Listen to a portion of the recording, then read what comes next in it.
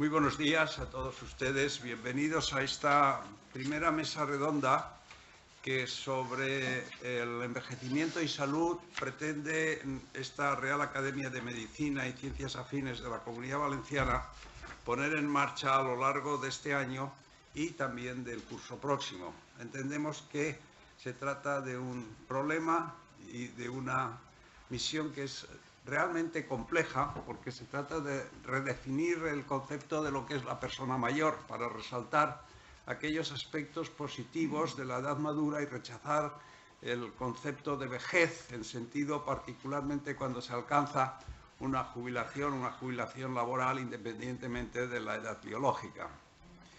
Esta nueva situación hace sentir que muchas personas que han encontrado en un periodo de la vida, que han entrado en un periodo de la vida nuevo, han dejado de ser o de tener una cierta utilidad para la sociedad, incluso para su propia familia. Y realmente uno inicia, desde mi punto de vista, la vejez cuando deja de sentirse ser una persona mayor y carece de perspectivas en un futuro intelectualmente y socialmente válido. Es un problema extraordinariamente complejo, puesto que el 20% de la población europea dentro de unos años tendrá más de 65 años de edad y la proporción en nuestro país de personas de más de 60 años en este momento es del 31,4%. Nuestro país se encuentra entre los 5 países de la Unión Europea con mayor número de personas de edad avanzada y entre los 5 países del mundo con población más envejecida. La esperanza de vida se ha incrementado considerablemente en España y en la Comunidad Valenciana y estamos en estos momentos situados en el 78,4% y se plantea que en el 2015 llegará a ser de un 2017 de un 81,8%. La situación, por lo tanto, desde el punto de vista de esta institución, nos ha condicionado a que pusiéramos en marcha esta actividad pensando en que no solo se trata de buscar la salud y el envejecimiento de una manera progresiva y correcta, sino también de prever aquellas posibles actuaciones que desde el punto de vista académico se pudieran poner en marcha en los próximos meses. Y en ese sentido nos planteamos una serie de mesas redondas y de conferencias pensando en el análisis del control mental del envejecimiento, un envejecimiento saludable, de las posibles patologías relacionadas con la involución de la piel, de las alteraciones cardiovasculares, de las alteraciones hormonales, del ejercicio físico, etc. No entro en detalles sobre ello, pero sí que quiero resaltar que esta primera mesa redonda trata de poner en marcha lo que constituye esta situación que es un verdadero desafío para la sociedad en estos momentos. El doctor José María Martín Moreno va a hacer la introducción de los ponentes y quiero previamente agradecer al doctor José Viñas, que es el académico de número de nuestra institución de gerontología, en el área de conocimiento de este problema, el que haya sido el motor, porque en realidad has sido tú, Pepe, no, y Pepe, de los dos, el que haya puesto en marcha esta actividad. Así pues, sin más, le doy la palabra al doctor José María Martín Moreno para hacer la introducción de los ponentes, cuando quieras. Muchas gracias, querido presidente. Queridas académicas y queridos académicos, querido decano, amigas y amigos todos.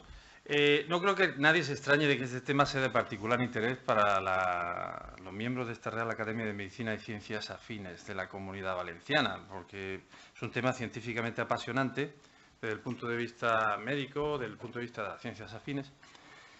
Nuestro presidente ha hecho una magnífica síntesis magistral, inicial del tema, pero por otro, porque en el juego de la vida no estamos en la liga de los alevines, ¿no?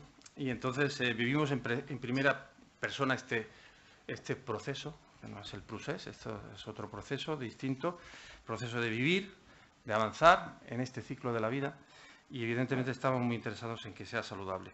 Si tuviéramos tiempo, me gustaría disertar también un poquito sobre la dimensión poblacional y el ciclo de la vida desde un punto de vista de salud pública, que los problemas se pueden caracterizar por grupos poblacionales, por las exposiciones, nutrición, tabaco, ejercicio físico y demás, y por enfermedades. Entonces, cómo todas esas matrices de circunstancias están conjuntamente y cómo abordarlo. Pero no voy a hablar de los babilonios ni de ninguna introducción más, porque mi papel es simplemente introducir a tres grandes ponentes que van a desarrollar o disertar sobre tres grandes temas. Entonces, en principio, vamos a contar con una intervención del profesor José Viñarribes sobre intervenciones para un envejecimiento saludable, reflexiones de un gerontólogo. El profesor Viña, Pepe Viña, es, como decía nuestro presidente, ha sido el alma mater de la idea, y además de eso nos seduce y nos contagia de ese entusiasmo por el tema. Y evidentemente, enseguida le voy a dar la palabra. Antes me ha dado unas líneas biográficas que voy a resumir. Después tendremos una intervención del profesor Fernando Rodríguez Artalejo sobre los retos de la salud pública, la prevención de la fragilidad y la discapacidad. También haré una breve síntesis del currículum vitae de Fernando Rodríguez Artalejo, pero valga decir que le estoy enormemente agradecido por estar hoy con nosotros y por todo, porque siempre me ha ayudado muchísimo y es un referente en mi vida profesional y personal. Y bueno, tengo que dar también especial gracias a la doctora Marta Molina Olivas, que representa la Dirección General de Salud Pública, Calidad e Innovación del Ministerio de Sanidad, Servicios Sociales e Igualdad. En principio no es la doctora Elena Andradas, que era la directora general, y que tenía mucho interés en participar, que es una persona también del mismo equipo y que trabajan codo con codo, pero que por razones que todos imaginamos, por el momento que se está viviendo y como la multiplicidad de funciones que en este momento tiene que hacer el Ministerio por temas que conocemos, pues en principio no podía venir tuvo la deferencia de que Marta pudiera estar con nosotros y pues también va a ser muy importante que nos dé algunas pistas sobre las políticas de salud en España para promover el envejecimiento saludable, con lo cual vamos a tener esto en primicia, conocer las políticas de salud en España para promover este tema que tanto nos interesa. Sin más, pues le voy a dar la palabra al doctor José Viña para que nos hable de las intervenciones para un envejecimiento saludable, reflexiones de un gerontólogo. No sé, vas a hablar desde allí. Y yo aprovecho, pues no lo tenía previsto, para decir que el profesor José Viña es catedrático del Departamento de Fisiología de la Universidad de Valencia. Ha trabajado en envejecimiento durante más de 20 años. Tengo muchísimos elementos de su currículum, pero voy a resumirlos. Dirigió un grupo de investigación que trata de aspectos nutricionales, en primer lugar con la longevidad, pero más recientemente con la fragilidad y sobre todo con la enfermedad de Alzheimer. Ha recibido multitud de galardones y reconocimientos, pero quiero destacar uno reciente, en enero de este año, 2017, que es la medalla Albert Struimenberg, de la European Society for Clinical Investigation, ESSI. Esto, junto al hecho de que el doctor Viña haya publicado más de 325 trabajos y que haya más de 11.100 científicos que le han citado en todo el mundo, da muestra del enorme valor de nuestro compañero académico, que a continuación tiene la palabra.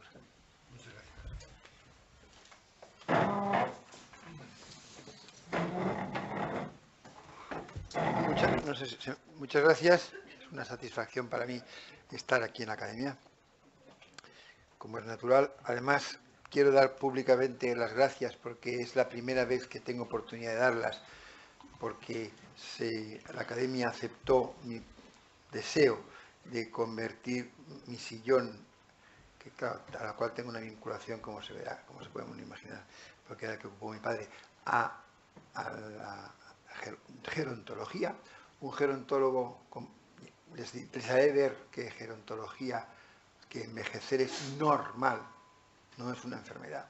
Por lo tanto, pues un gerontólogo no deja de ser un fisiólogo especializado. Y pensé que debería hablarles de intervenciones para un envejecimiento saludable.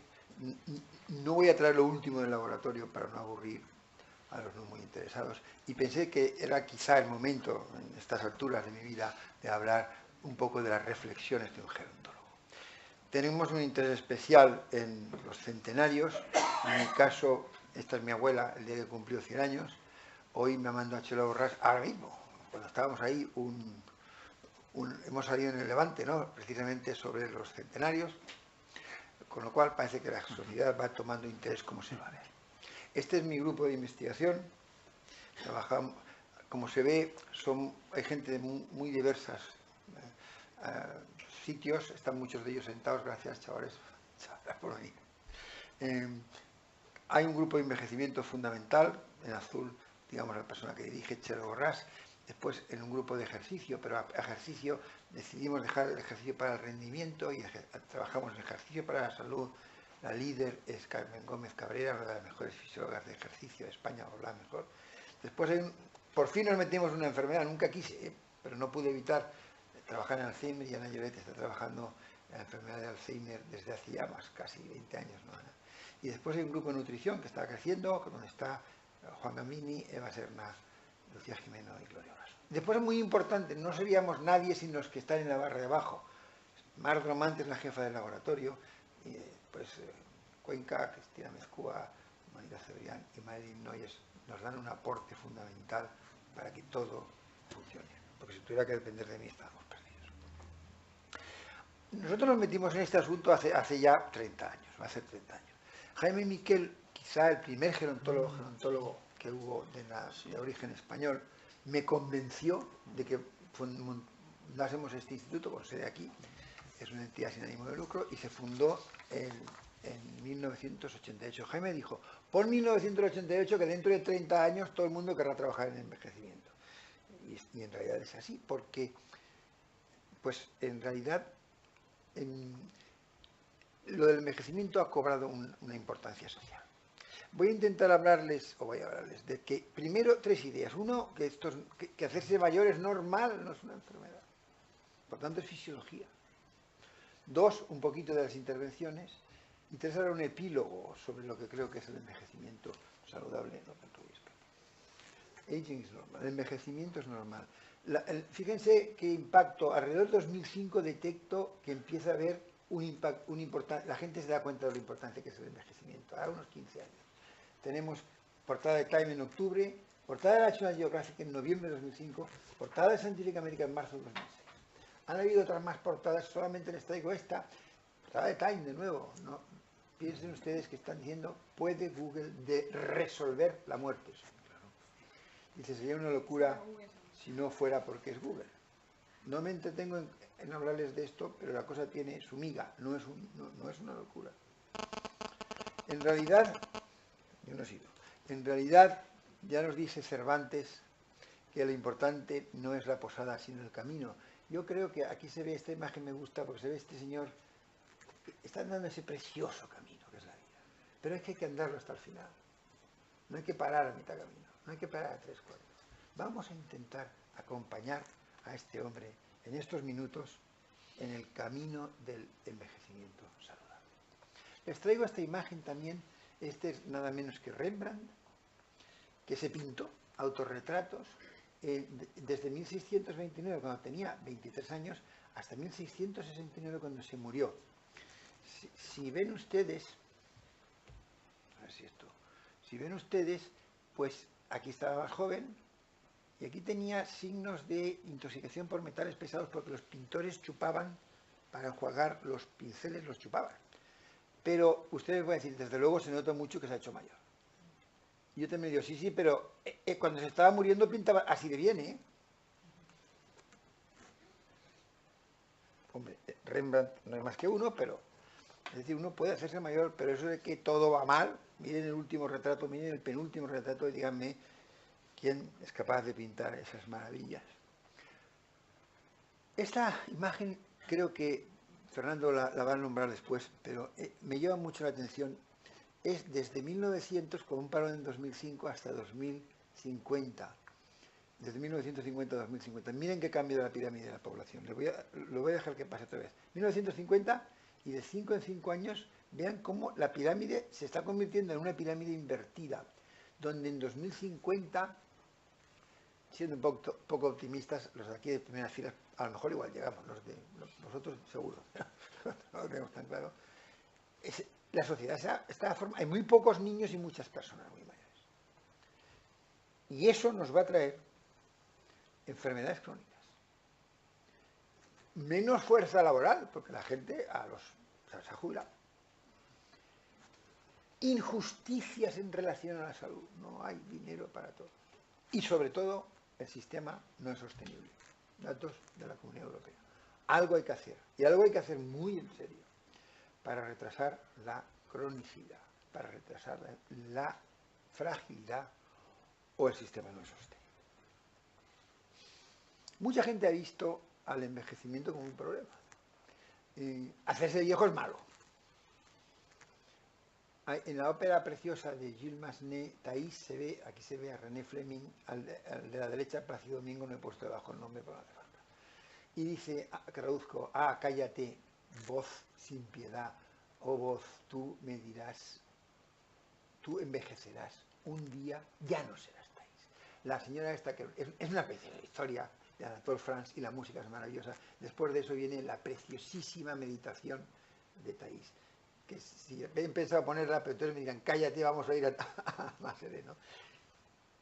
Él veía, y ella sobre todo veía, su envejecimiento como un problema. En ese momento, después de la meditación, comprende que la vida espiritual supera a la profesión de prostituta que tenía previamente y toma una nueva vida, la maravillosa ópera de Thais.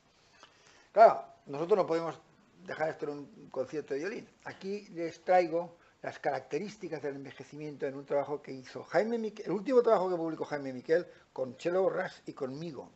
Y aquí ven que las características del envejecimiento son que es progresivo, que es deletéreo, que es intrínseco, no hay nada exterior y que es universal. Aquí les enseño la imagen de uno de los mejores biólogos del siglo XX, Leonard Hayflick, desde luego el mejor de biología de envejecimiento, que los que estudian, o más jóvenes que estudiáis la biología molecular, habéis oído hablar y habéis estudiado el límite de Hayflick. Pues Hayflick, no lo puedo decir mejores palabras que él, dijo, ¿por qué el envejecimiento? Fijaos el título, el envejecimiento biológico ya no es un problema sin solución. Y lo que dijo es que pasa en todos los animales, en todas las especies, en todos los miembros de una misma especie. Que por mucho que cuides una mosca o un C. elegans o un ratón, no va a vivir una mosca más de un mes o dos, no va a vivir un año. Pasa en todas las materias y tiene la misma etiología. Y por lo tanto, aunque no hay ninguna enfermedad, aquí hay muchos médicos y muy buenos, ninguna enfermedad que tenga esas características. No hay una sola enfermedad que le pase a todo el mundo, a todo el mundo. Por tanto, o cambiamos el concepto de enfermedad, como la entendemos hoy, o envejecer no es una enfermedad. Envejecer es normal. Y ese es un concepto que yo quiero insistir en estas sociedades ilustradas, porque debemos de ser un eco de resonancia a la sociedad. Qué grande ser joven, es una tontería. No, las personas mayores no están enfermas. Aparte de que envejecer no es una enfermedad, nosotros nos hemos dedicado, y brevemente voy a poner 4 datos aquí, para que no sea todo hablar, a buscar genes de longevidad. Uno de ellos era el P53. Esto lo hicimos gracias a Manuel Serrano. Vean cómo cuando sobreexpresa P53 el animal vive más. Otro es la telomerasa, con María Blasco. Como cuando sobreexpresa, además de P53 telomerasa, el animal vive mucho más. 40% son 40 años en una persona, es muchísimo. Aquí ya sin Manolo y sin María hicimos nosotros el GRF1, un factor que se asocia al oncogen RAS y también te alarga la vida, y la vida máxima un 20%. 20% en el ser humano son 20 años. Pero claro, nos cansamos de buscar genes en animales y pensamos, vamos a ver qué pasa con las personas mayores. ¿Qué tienen los centenarios? Ahí en la imagen está mi madre, que ahora tiene 96, pero dice que no puede tener tanta edad porque sería muy vieja. Y ahí está bailando con su nieta, mi hija, en el fondo estoy yo agotado. Esto es hace 3 años, y se iba a su casa a vivir, era las 2 de la mañana, y yo, se iba sola a casa. Y ella dijo, yo te acompañaré, mamá. No, ahora ya no. Entonces, lo que tiene mi madre y lo que tuvo su madre, que es la señora que ha sacado antes, no solamente es que viven mucho, que a mí me preocupa relativamente poco eso, es que viven muy bien, véase. Nosotros lo que tenemos que aprender de los centenarios es que viven muy bien. Aquí tenemos una serie de estudios, han sido muy largos, muchos de ellos ha colaborado muchísimo Eva Serna, que se acaba de incorporar al laboratorio. Vean, pero solamente les quiero enseñar, creo que a esto es lo que muchos de estos estudios son los que se refieren en el Levante, que Chelo Borràs les quiero enseñar cómo los jóvenes y los centenarios están en un grupo y los pobres octogenarios están en otro. Es decir, que los centenarios mantienen muchas características de la juventud, si alguien está interesado en ese trabajo. Las trayectorias de la longevidad extrema son como, no lo quiero hacer muy largo, son como las verdes. Esto es un concepto de Claudio Franceschi, puro teoría. Vean la V o la A, vean la V verde, ¿vale? La trayectoria normal es algo que baja. Trayectoria de longevidad extrema es una V. Y miren lo que vio con nosotros Mónica de la Fuente en Madrid. Aquí ven cómo la función del linfocito de joven, el de 70, y miren el de 100. Se mantiene. Por tanto, ven la V, igual que había postulado Claudio Franceschi. O sea, los centenarios mantienen muchas funciones. Y hemos de aprender, eso es lo que estamos buscando. ¿Qué hacer para que esas funciones se mantengan? Eso es lo que el laboratorio quiere. Aquí tengo otra de ellas que le interesa a María Carmen Gómez, el BDNF. Por lo tanto, lo que tenemos que aprender de estos modelos, ya no queremos tanto el ratón como modelo, sino el centenario como modelo, es que tienen una magnífica compresión de la morbilidad, que la longevidad saludable se aproxima a la longevidad total y que tienen capacidad de mantener la homeostasis.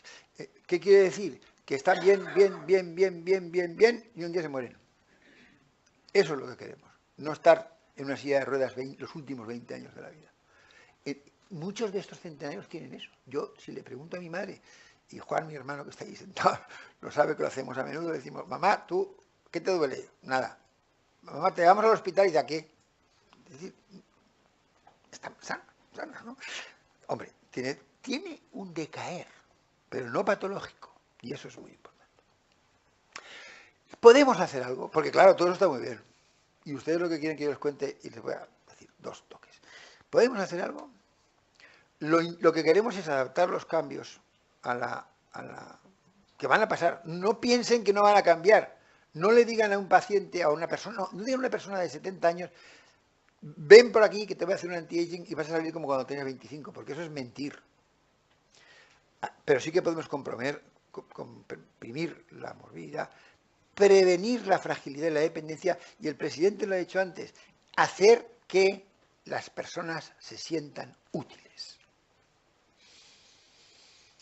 Esta imagen la ha sacado Carmen Gómez y nos muestra cómo los objetivos de la gerontología no es tanto alargar la vida, esto es desde los orígenes, sino alargar la calidad de vida, en este caso mediante ejercicio.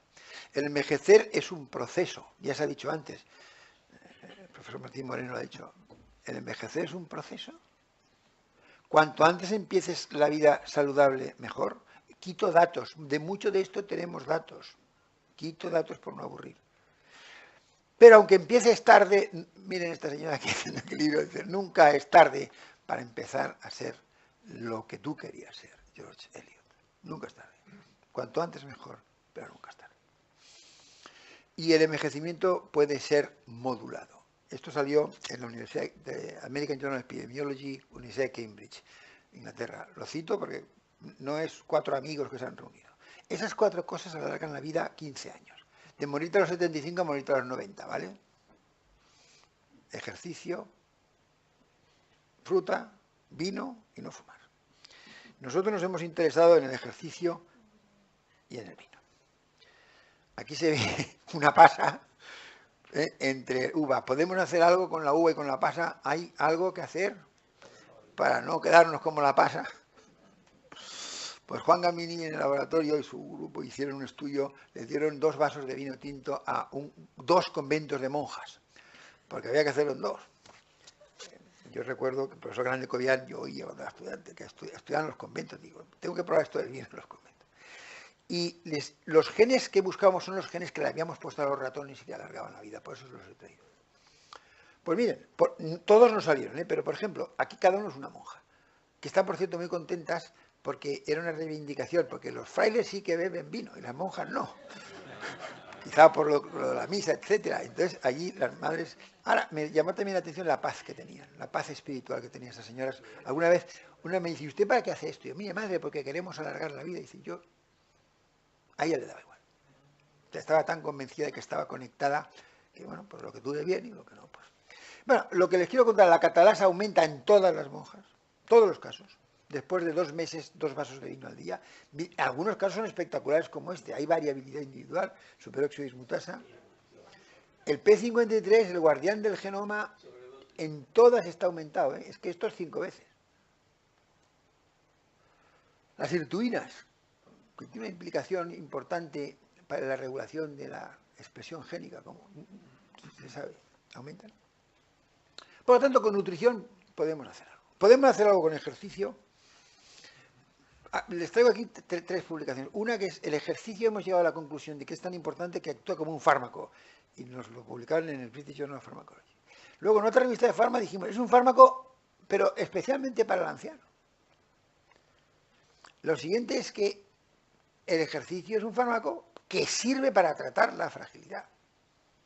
Y lo último que se nos ocurrió es el ejercicio es un suplemento. Un fármaco es una cosa que te da el médico, el farmacéutico.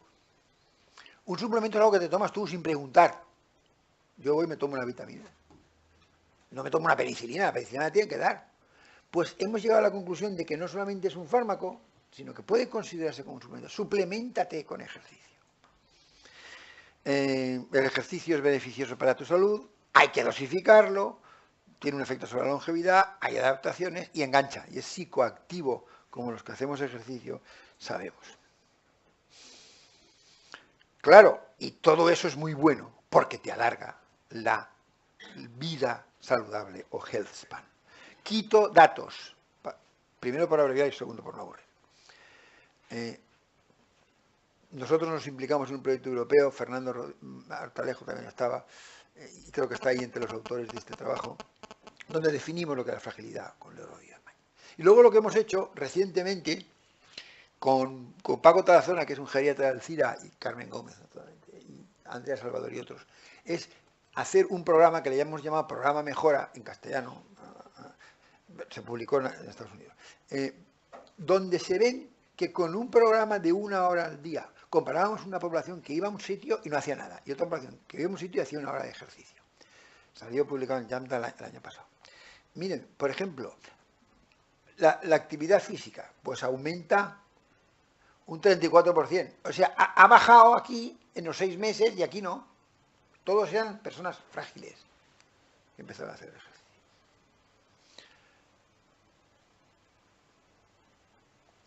Las actividades de la vida diaria en los 6 meses pues han mejorado un 12%. De no hacer a hacer. O sea, la sociabilidad, el ir estaba, es el ejercicio. O sea, los del control también iban.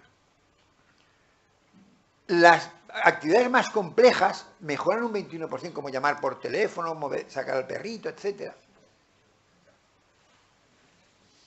El equilibrio mejora un 13%, un 15% y un 10%, dependiendo de variaciones.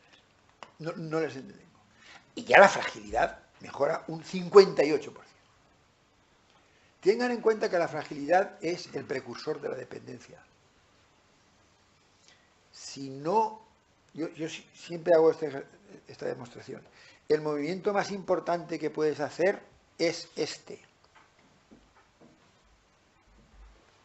porque si no lo haces, no te puedes levantar del váter y te conviertes en una persona dependiente. Por tanto, hay que entrenar ese movimiento. Tú no. La gente que está muy fuerte a los 20 años no necesita entrenar ese movimiento. Pero hay que decir a las personas que están entrando en la fragilidad qué hacer. No es cualquier ejercicio. Es un programa específico. Las visitas al médico en ese periodo de tiempo bajan a la mitad, Y eso tiene una enorme trascendencia en la salud pública que luego podréis analizar más despacio. Y no me entretengo más. Pero es que quiero acabar, mejora un poco la cognición también. La depresión mejora. Todo el mundo lo sabemos, que haciendo ejercicio te encuentras mejor. Pero la secretaria puede decirnos más cosas.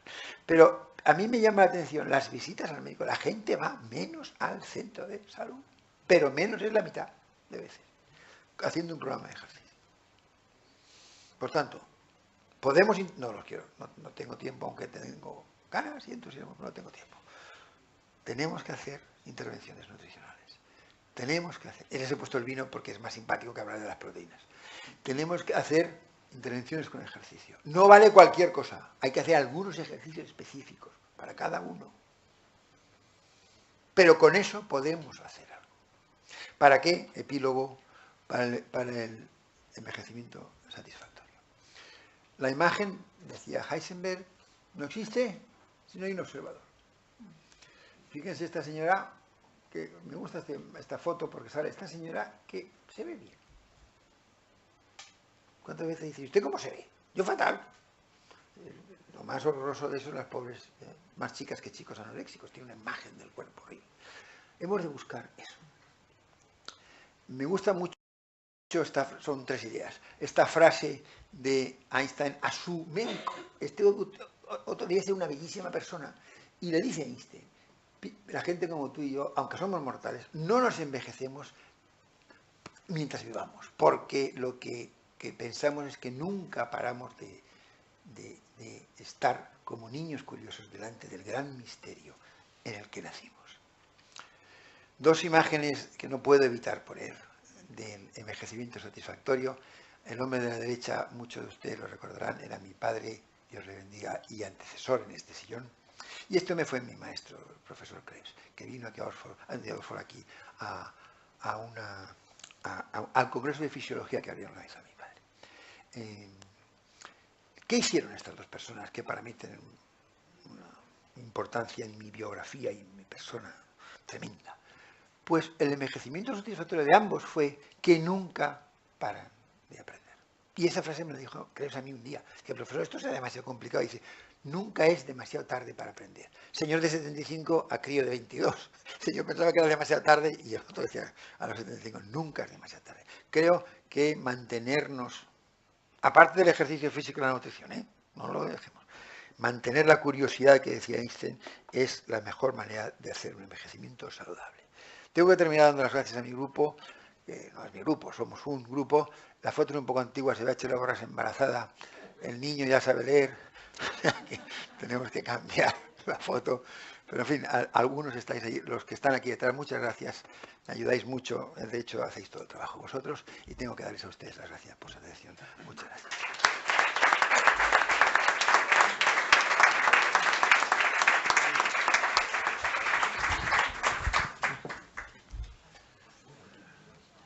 Wow, muchas gracias, doctor Viña,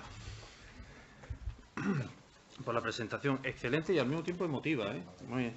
Vamos a tener la ocasión después de hacer el debate, después de las 3 presentaciones. Ahora me toca el honor de presentar muy brevemente al doctor Fernando Rodríguez Zartalejo. Yo tengo que confesar que a los 3 ponentes me puse en contacto con ellos y les pedí que me dieran unas breves notas biográficas, un biosketch, las que me dijeran no fueran muy largas.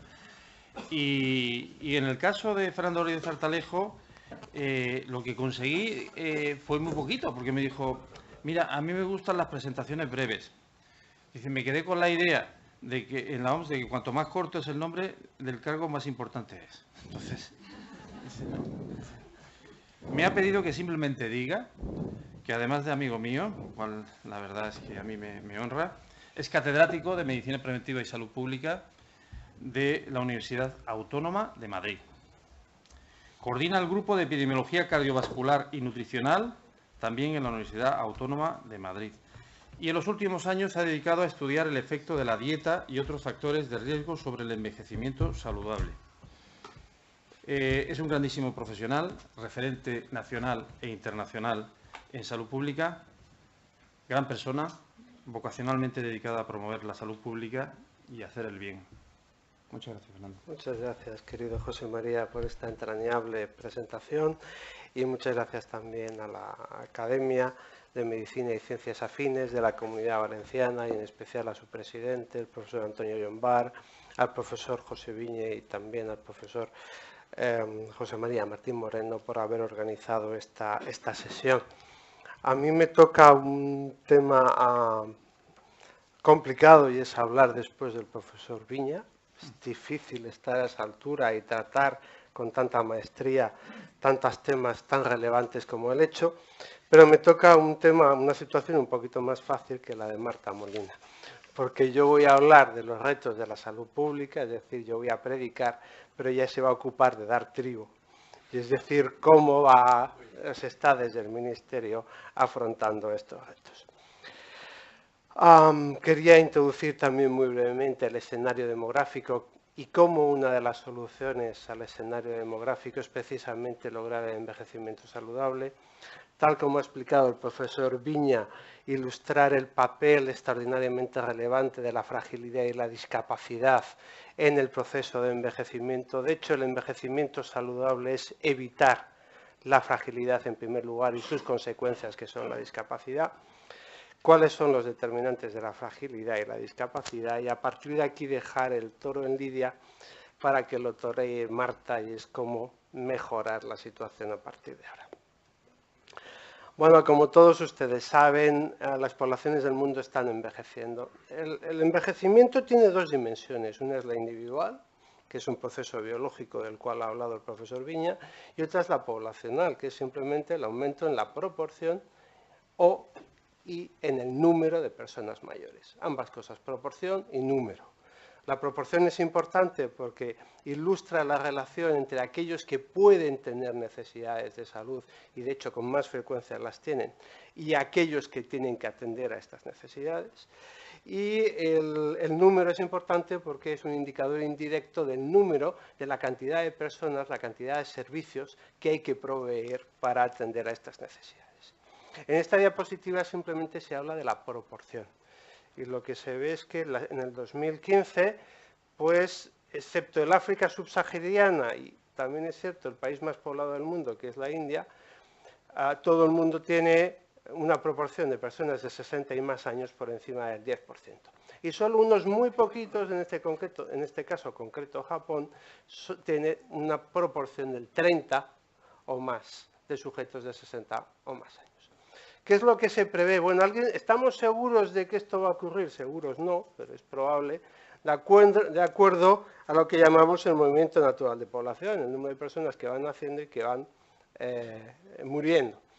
Y lo que se estima es que para entonces ya no quede nada en gris y una parte muy importante del mundo esté en azul oscuro, toda Europa occidental, Estados Unidos de América y China tenga un 30% o más de sujetos. Por cierto, China es el segundo país más poblado y un factor clave en que tenga tantas personas mayores es la famosa política del hijo único, que hizo que automáticamente descendiera el número de niños y de jóvenes y simétricamente la proporción de personas mayores. ¿De acuerdo? No solo estamos envejeciendo, sino que lo estamos haciendo mucho más deprisa. En esta diapositiva, que está tomada del Informe Global de Envejecimiento y Salud de la Organización Mundial de la Salud del 2015, lo que se presenta es el tiempo arriba en que tarda en duplicarse la proporción de personas mayores, en este caso pasar del 10 al 20%. En Europa Occidental, Francia, Suiza, Reino Unido, aquí no está España, pero es igual, el tiempo en duplicarse ha sido aproximadamente 100 años. Por tanto, ahí estamos hablando de una bomba demográfica, pero que iba cargándose poco a poco y por eso se ha tardado en tomar medidas. ¿Qué es lo que ocurre con los países que llamamos emergencia. Bueno, fíjense la velocidad del proceso en Japón, pero sobre todo fíjense en qué ocurre con países económicamente que llamamos de medio y sobre todo bajo ingresos, medium and low income countries, en concreto China, Brasil y la India, que son además los países más poblados. Aquí se duplica el envejecimiento en aproximadamente 20-30 años. Si me lo permiten, la bomba está explotando en estos países. ¿De acuerdo? ¿Cuál es la situación en España? Algo ya nos ha presentado el profesor José Viña para Europa. Estos son datos de las últimas proyecciones demográficas específicamente para España. Con los datos del 2016, el 2031 y el 2066. En el fondo esto no es una pirámide de población, son dos pirámides invertidas. Fíjense sobre todo en lo que ocurre en la actualidad, que son la figura en naranjita. Tenemos una población invertida hacia abajo, en la cual cada nueva generación, los más jóvenes, son cuantitativamente menos frecuentes, son más pequeños que la generación anterior. Esto básicamente se debe a una reducción muy importante de la natalidad en España que empezó a ocurrir en torno a los años 70, coincidiendo con nuestra transición política. A partir de ahí disminuyó mucho la natalidad y tenemos unas natalidades de las más bajas del mundo. Simplemente esto hace que la proporción de personas mayores haya aumentado. ¿De acuerdo? La otra pirámide está hacia arriba, a partir de las edades medias y hacia arriba. Y ahora ya les pido que se fijen en la línea azulita, que son las predicciones para el 2066. ¿Qué es lo que estamos viendo? Que prácticamente toda la gente que está en edades medias de la vida va a llegar más o menos a cumplir los 70, 80, 90 años dentro de 30, 40 años.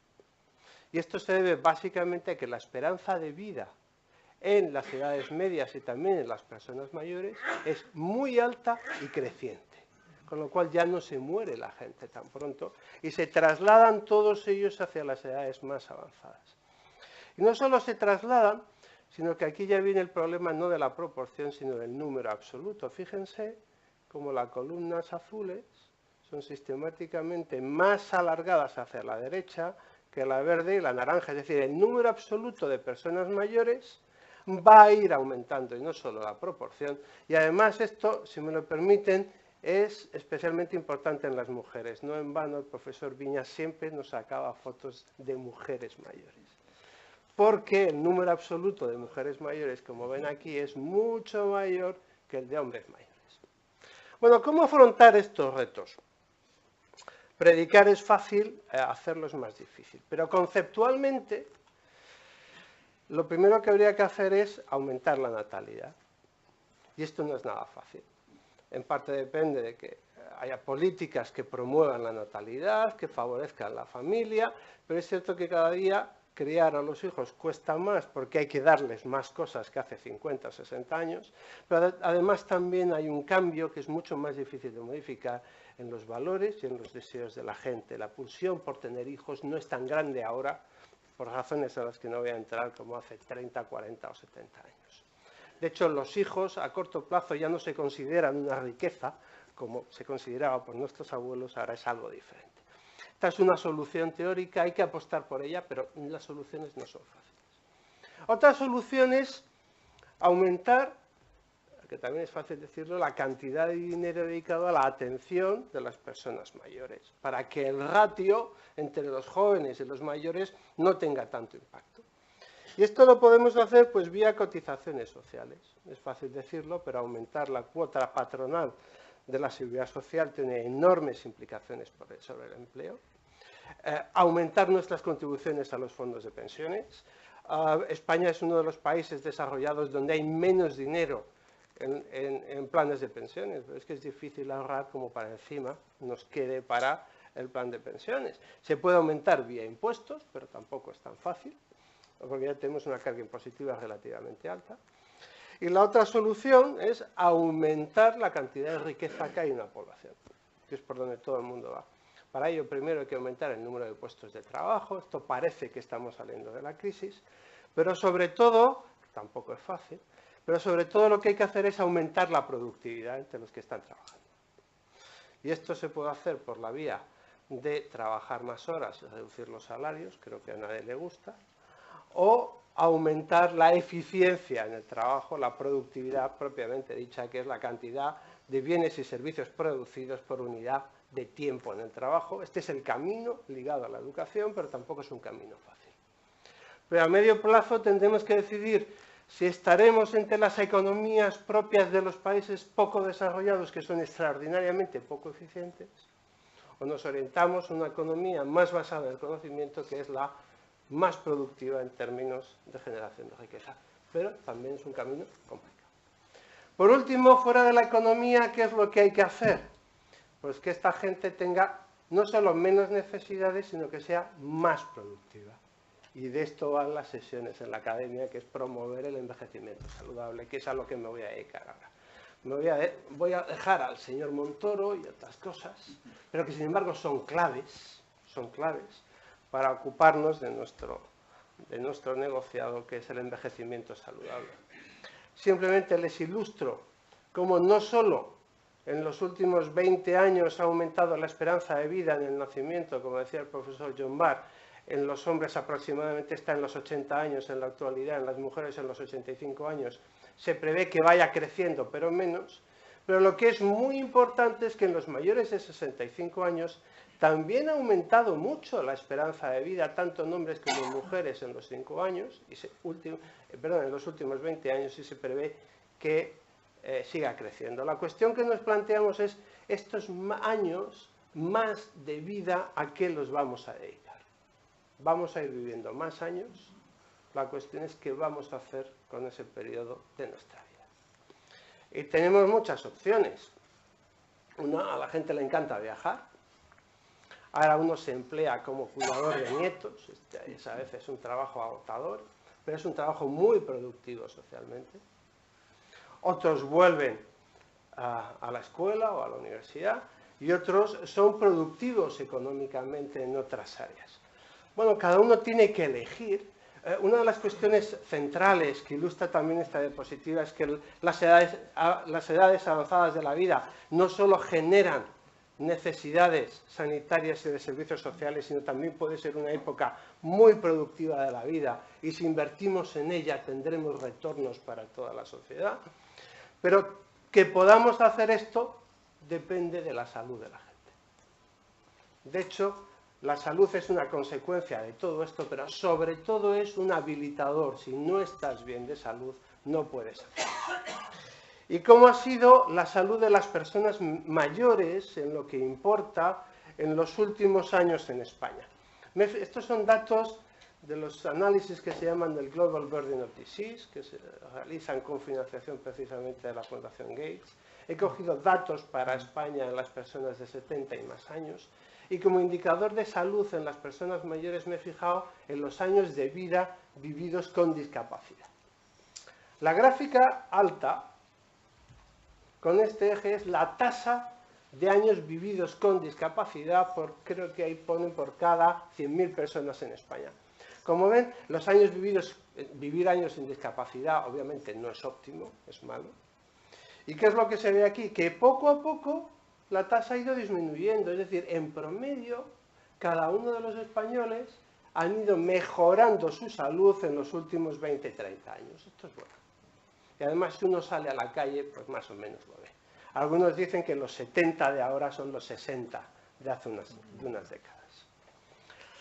Sin embargo, cuando uno nos fijamos no en la tasa, sino en los números absolutos, el número total de años vividos con discapacidad por la población española, y se van sumando, estos han aumentado mucho. Es decir, la salud ha mejorado, pero la carga que se mide por el número absoluto de años que viven con discapacidad está aumentando, está empeorando. ¿Por qué ocurre esto si estamos más sanos?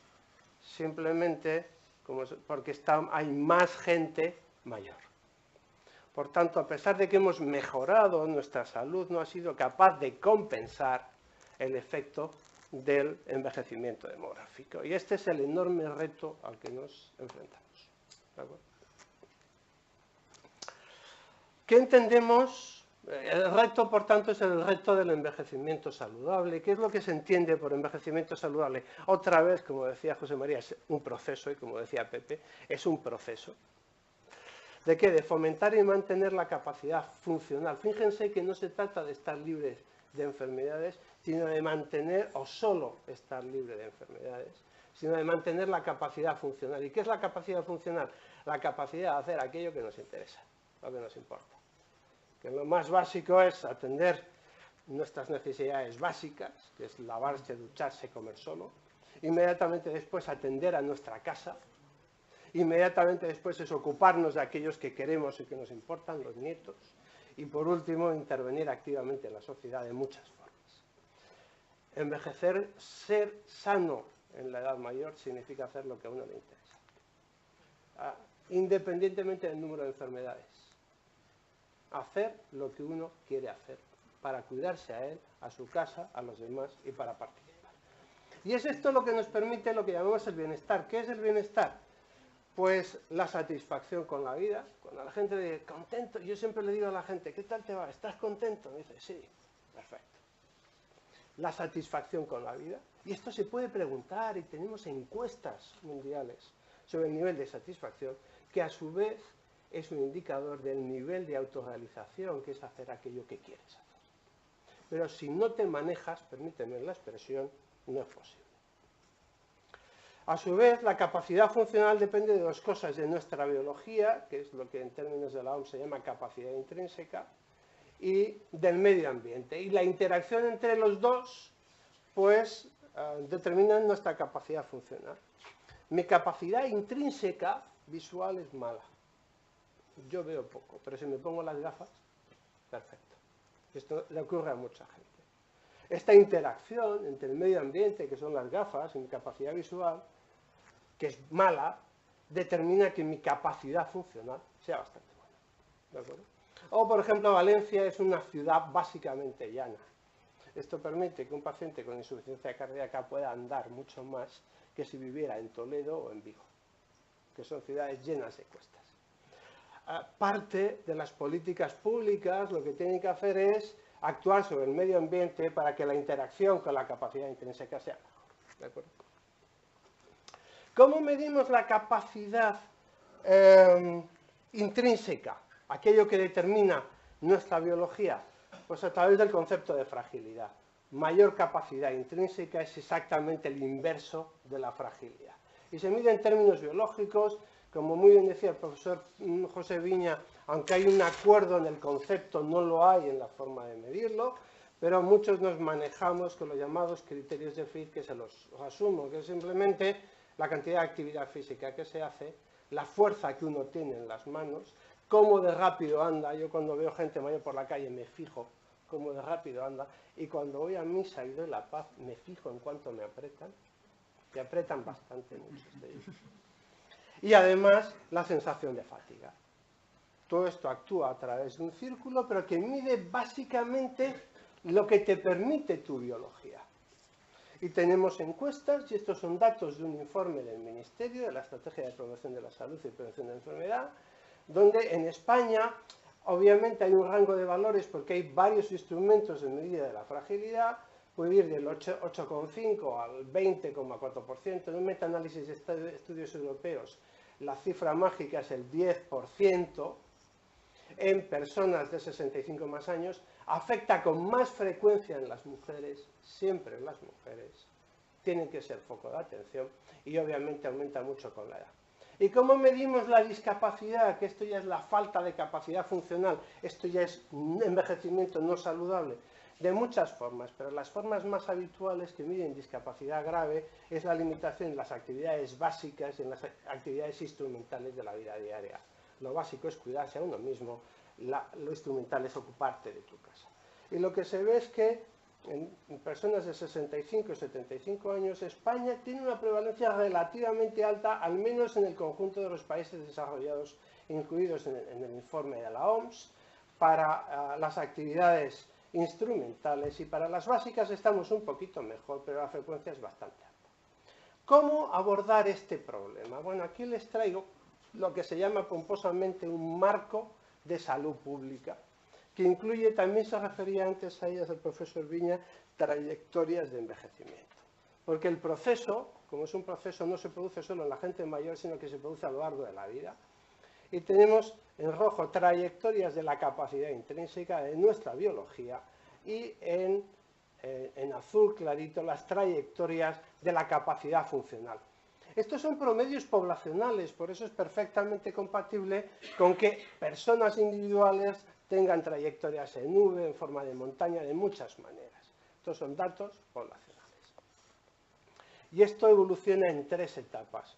Una etapa en la que las capacidades se mantienen, otra etapa en que empiezan a disminuir y una tercera etapa donde la reducción de las capacidades de la biología es muy acuciante y aquí lo que es fundamental son las intervenciones sobre el medio ambiente para acercar la capacidad intrínseca hasta la capacidad funcional y que el envejecimiento sea todavía más o menos saludable.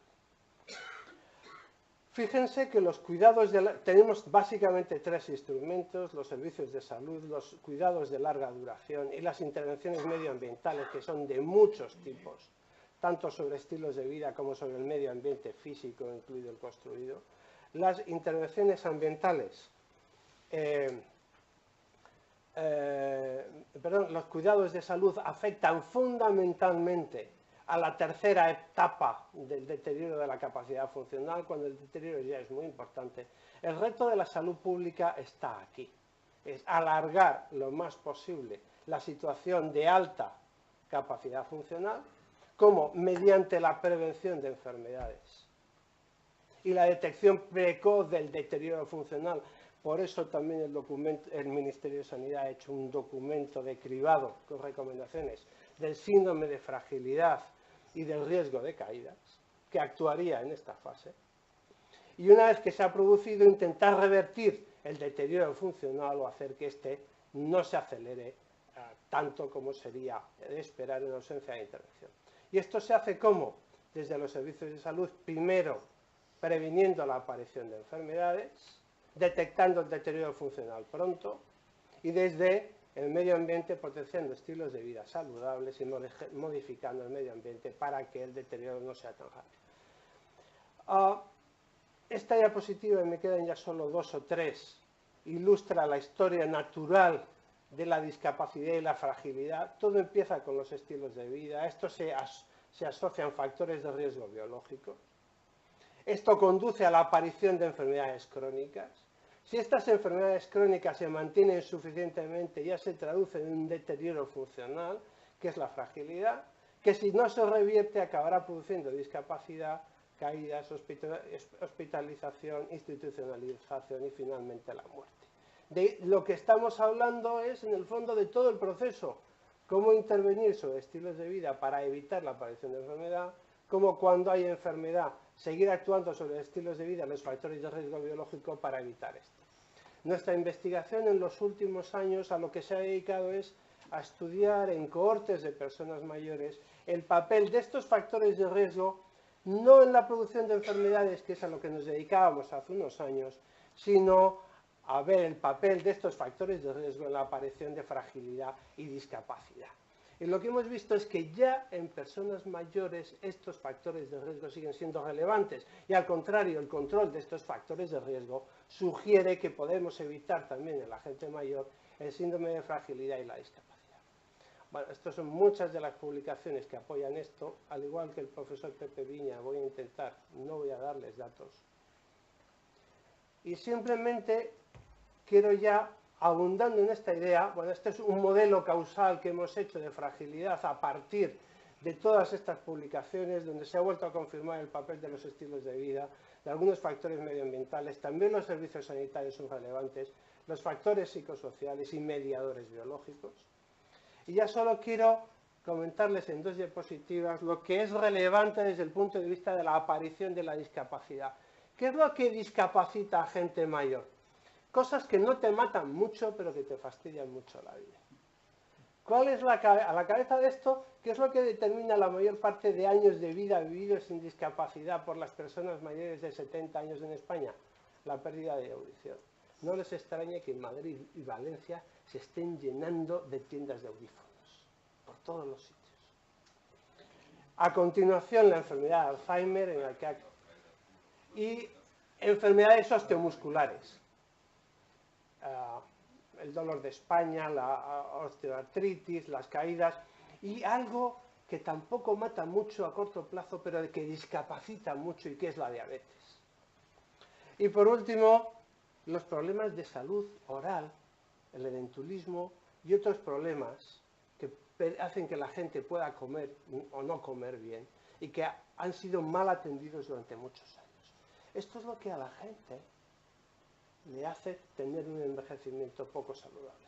Detrás de esto están los factores de riesgo de toda la vida, los estilos de vida no saludables y los factores de riesgo biológicos, que son el tabaco, lo que ya conocemos.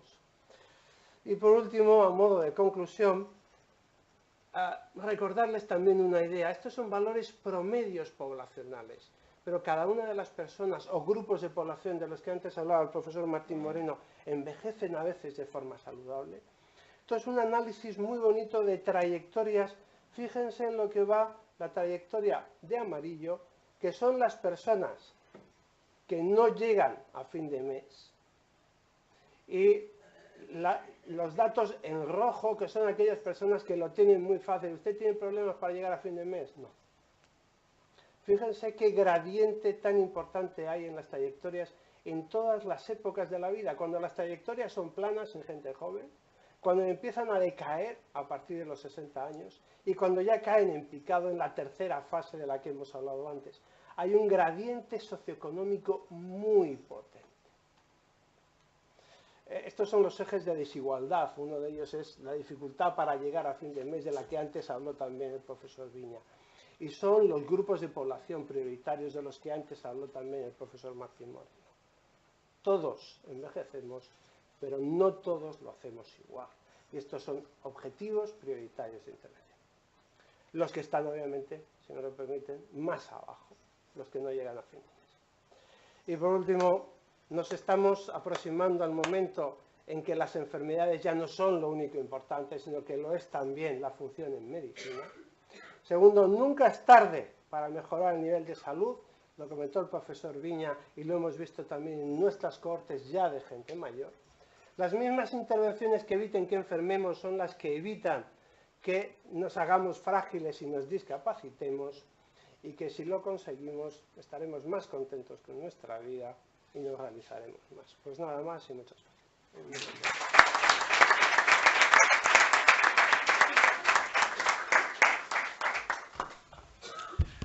Muchas gracias al profesor Fernando Rodríguez Artalejo por la excelente presentación, y además creo que hemos quedado muy motivados para actuar sobre los factores de riesgo, para retrasar la fragilidad y la discapacidad. Sin más, vamos a pasar a la última ponencia, que es la de la doctora Marta Molina Olivas, que es jefa del área de prevención de la Subdirección General de Promoción de la Salud y Vigilancia de la Salud, dentro de la Dirección General de Salud Pública, Calidad e Innovación, en el Ministerio de Sanidad, Servicios Sociales e Igualdad. Marta es médico especialista en medicina preventiva y salud pública, ha trabajado en los ámbitos de gestión sanitaria y salud pública, y desde el 2012 trabaja en el Ministerio, concretamente en la Dirección General, como hemos dicho, de Salud Pública, Calidad e Innovación, coordinando específicamente las líneas de prevención de enfermedades no transmisibles, los cribados poblacionales y el envejecimiento saludable. Ahí es nada. Y nos va a ilustrar, hablando de todas estas políticas, qué se puede hacer a nivel del Sistema Nacional de Salud. Muchas gracias. Pues muchas gracias a la Real Academia, muchas gracias a los organizadores, a todos los asistentes. En primer lugar, transmitir las disculpas de la Directora General de Salud Pública, Calidad e Innovación del Ministerio, que realmente tenía mucho interés en estar hoy con todos ustedes, pero bueno, pues por circunstancias de la atención y de autoridad sanitaria, pues no le era posible desplazarse del Ministerio en estas semanas por los últimos acontecimientos ocurridos. Entonces, bueno, tuvo la deferencia de delegar en mí esta presentación. Seguramente lo hizo porque, liderada por ella, fui la persona que un poco impulsó, coordinó los grupos de trabajo que dieron como fruto la estrategia de promoción de la salud y prevención y el programa de fragilidad que ahora les presentaré. Vamos a hacer una presentación un poco que nos enmarque el tema del envejecimiento y el reto de salud pública al que nos estamos enfrentando, para luego ya entrar al detalle de las líneas de trabajo que estamos impulsando desde el departamento. La introducción no voy a abundar mucho en ella porque ya mis antecesores lo han explicado de forma magistral. El reto al que nos estamos enfrentando hoy en día es un reto que en realidad es un privilegio. Uno de los grandes logros de esta sociedad es conseguir vivir más años y aumentar la esperanza de vida. Eso nadie lo duda, pero también es uno de nuestros grandes retos porque está imponiendo ya grandes problemas a nivel económico, social, y la población empieza a demandar a las autoridades públicas una serie de políticas y empezar a dar respuesta a todo ello.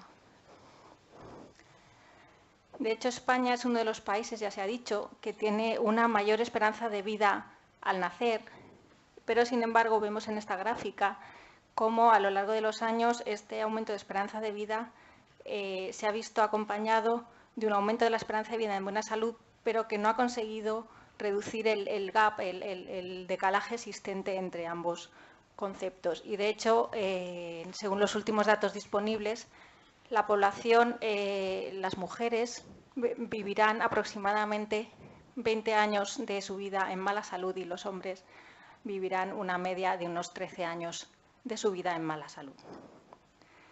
Esto se reproduce en la población mayor de 65 años, puesto que, como vemos en la gráfica, tanto los hombres como las mujeres tienen una esperanza de años de vida saludable que no alcanza su esperanza de vida a los 65 años. De hecho, más de la mitad, aproximadamente la mitad de la esperanza de vida en las mujeres de esa edad la van a vivir con limitaciones a la actividad de su vida diaria. Este es el gran problema que tenemos y el impacto es a todos los niveles, pero en el campo en que nosotros trabajamos, en el tema sanitario, vemos cómo a lo largo de la vida las personas realizan una serie utilizan el sistema, realizan una serie de gastos al sistema y estos se concentran en las etapas finales de la vida. De hecho, el gasto asociado a los ingresos hospitalarios de pacientes de 65 y más años que sufren un aumento progresivo desde hace décadas. Eso también ocurre en las consultas de atención primaria. La población mayor de 65 años es una gran demandante de estas consultas y es una tendencia que va en aumento. Lo mismo ocurre para las altas hospitalarias de hospitales de media y larga estancia, que, como sabéis, atienden a procesos de baja complejidad y muy relacionados con los problemas de cronicidad y envejecimiento. Pero no solo a nivel sanitario, también en el ámbito social vemos cómo desde que se creó el sistema de atención a la dependencia, el número de beneficiarios ha ido en un aumento progresivo y la mayoría de estos usuarios son de 65 y más años. Pues bien, como ya han explicado los profesores, el envejecimiento en sí no es desde luego un problema. El problema es envejecer con autonomía y con independencia. Ahí está la clave y ya creo que todos estamos en esta tarea. ¿Y por qué? Pues porque la capacidad intrínseca de la persona sufre una curva en la que los primeros años de vida va aumentando, llega a su máximo en la edad adulta y cuando llegamos a la tercera edad, esto va reduciéndose. Entonces, nuestro reto en salud pública es conseguir que la curva del descenso en la funcionalidad no sobrepase el umbral de la discapacidad. Ahí van dirigidas nuestras políticas. Para este reto, uno de los aspectos más relevantes es trabajar sobre la fragilidad. ¿Y por qué? Porque la fragilidad es un nicho de intervención de salud pública que permite, si se detecta precozmente, intervenir y conseguir detener o incluso revertir la cascada de pérdida funcional. La fragilidad, como ya han explicado mis compañeros, es un continuo que empieza con unas alteraciones de las reservas homeostáticas del organismo y se va manifestando en una pérdida funcional incipiente, se empiezan a alterar las actividades instrumentales de la vida diaria y posteriormente se va avanzando hacia la dependencia. Digamos que es el precursor de la dependencia y la podemos medir y la podemos detectar. Y si la detectamos precozmente, podemos identificar a ese subgrupo de personas mayores que conservan esa autonomía, pero de forma muy inestable, y cualquier estresor externo les va a desencadenar una dependencia y sobre ellos podemos actuar. ¿Y de cuánto estamos hablando? ¿Qué problema supone esto a nivel de España? Pues según los diferentes cohortes de fragilidad y envejecimiento que existen en este país, que desde luego es líder europeo y mundial en cohortes de población mayor y estudio de fragilidad, pues estamos alrededor de digamos un 10% de las personas por encima de 65 años, que además aumenta a medida que aumenta la edad. Y en personas mayores de 84 estaríamos hablando ya de un 25%, siempre más en mujeres que en hombres. ¿Y qué se puede hacer sobre la fragilidad? Pues ya lo hemos comentado antes. Tenemos una serie de intervenciones, pero las que mayor eficacia han demostrado, eficiencia quizá todavía están en ello porque los estudios económicos son complejos, pero desde luego sí que la eficacia está con un núcleo de intervención en la actividad física acompañado de otras intervenciones nutricionales, de hidratación, de conciliación de la medicación y desde luego en un entorno óptimo sería con unos abordajes de valoración geriátrica integral con resolución de problemas individualizados. Pero bueno, con todos estos mimbres, con toda esta problemática y este reto, en el año 2013 se hizo un encargo explícito a la Subdirección de Promoción de la Salud del Ministerio para que elaborase, en coordinación con todas las comunidades autónomas y sociedades científicas, una estrategia de promoción y prevención que se enmarca en todo el abordaje de la cronicidad que se hace en el Sistema Nacional de Salud. Entonces, empezamos a construir esta estrategia con la intención de aumentar la esperanza de vida en buena salud. Ese es nuestro objetivo. Nuestro objetivo operativo es aumentar en 2 años la esperanza de vida en buena salud de la población española hasta 2020. ¿Y cómo queremos conseguir eso? Pues trabajando de una manera integral, transversal, con los principios de salud pública, de salud en todas las políticas y trabajo intersectorial. Bien, el núcleo sería promover un estilo de vida saludable abordando todos esos factores que veis en la imagen, no solamente los clásicos de actividad física, tabaco, alcohol y alimentación, sino que también apostamos por incorporar el bienestar emocional como parte que no se puede extinguir del concepto de salud integral y también la seguridad frente a las lesiones. Todo ello no solo restringido al ámbito sanitario, sino también hablando del trabajo por entornos en el trabajo comunitario, municipal, educativo, deportivo y el trabajo intersectorial. Esta estrategia se aprobó en 2013 por el Consejo Interterritorial del Sistema Nacional de Salud y se encuentra actualmente en una fase de despliegue en la que tenemos diferentes líneas estratégicas priorizadas, muchas de las cuales se pueden ver en esta imagen. Digamos que tenemos varios ámbitos de actuación. Tenemos un ámbito más comunitario en el que se centra en un plan de salud local que tiene diferentes líneas de trabajo, como el desarrollo de un mapa de recursos locales para la salud que están geolocalizados y que se puede acceder a ellos a través de la web. También se ha impulsado la creación de mesas de salud en los municipios, siempre con 2 líneas de trabajo muy claras. Una, es promover los entornos en los que las elecciones saludables sean las más fáciles, porque si no, no podemos trabajar los estilos de vida.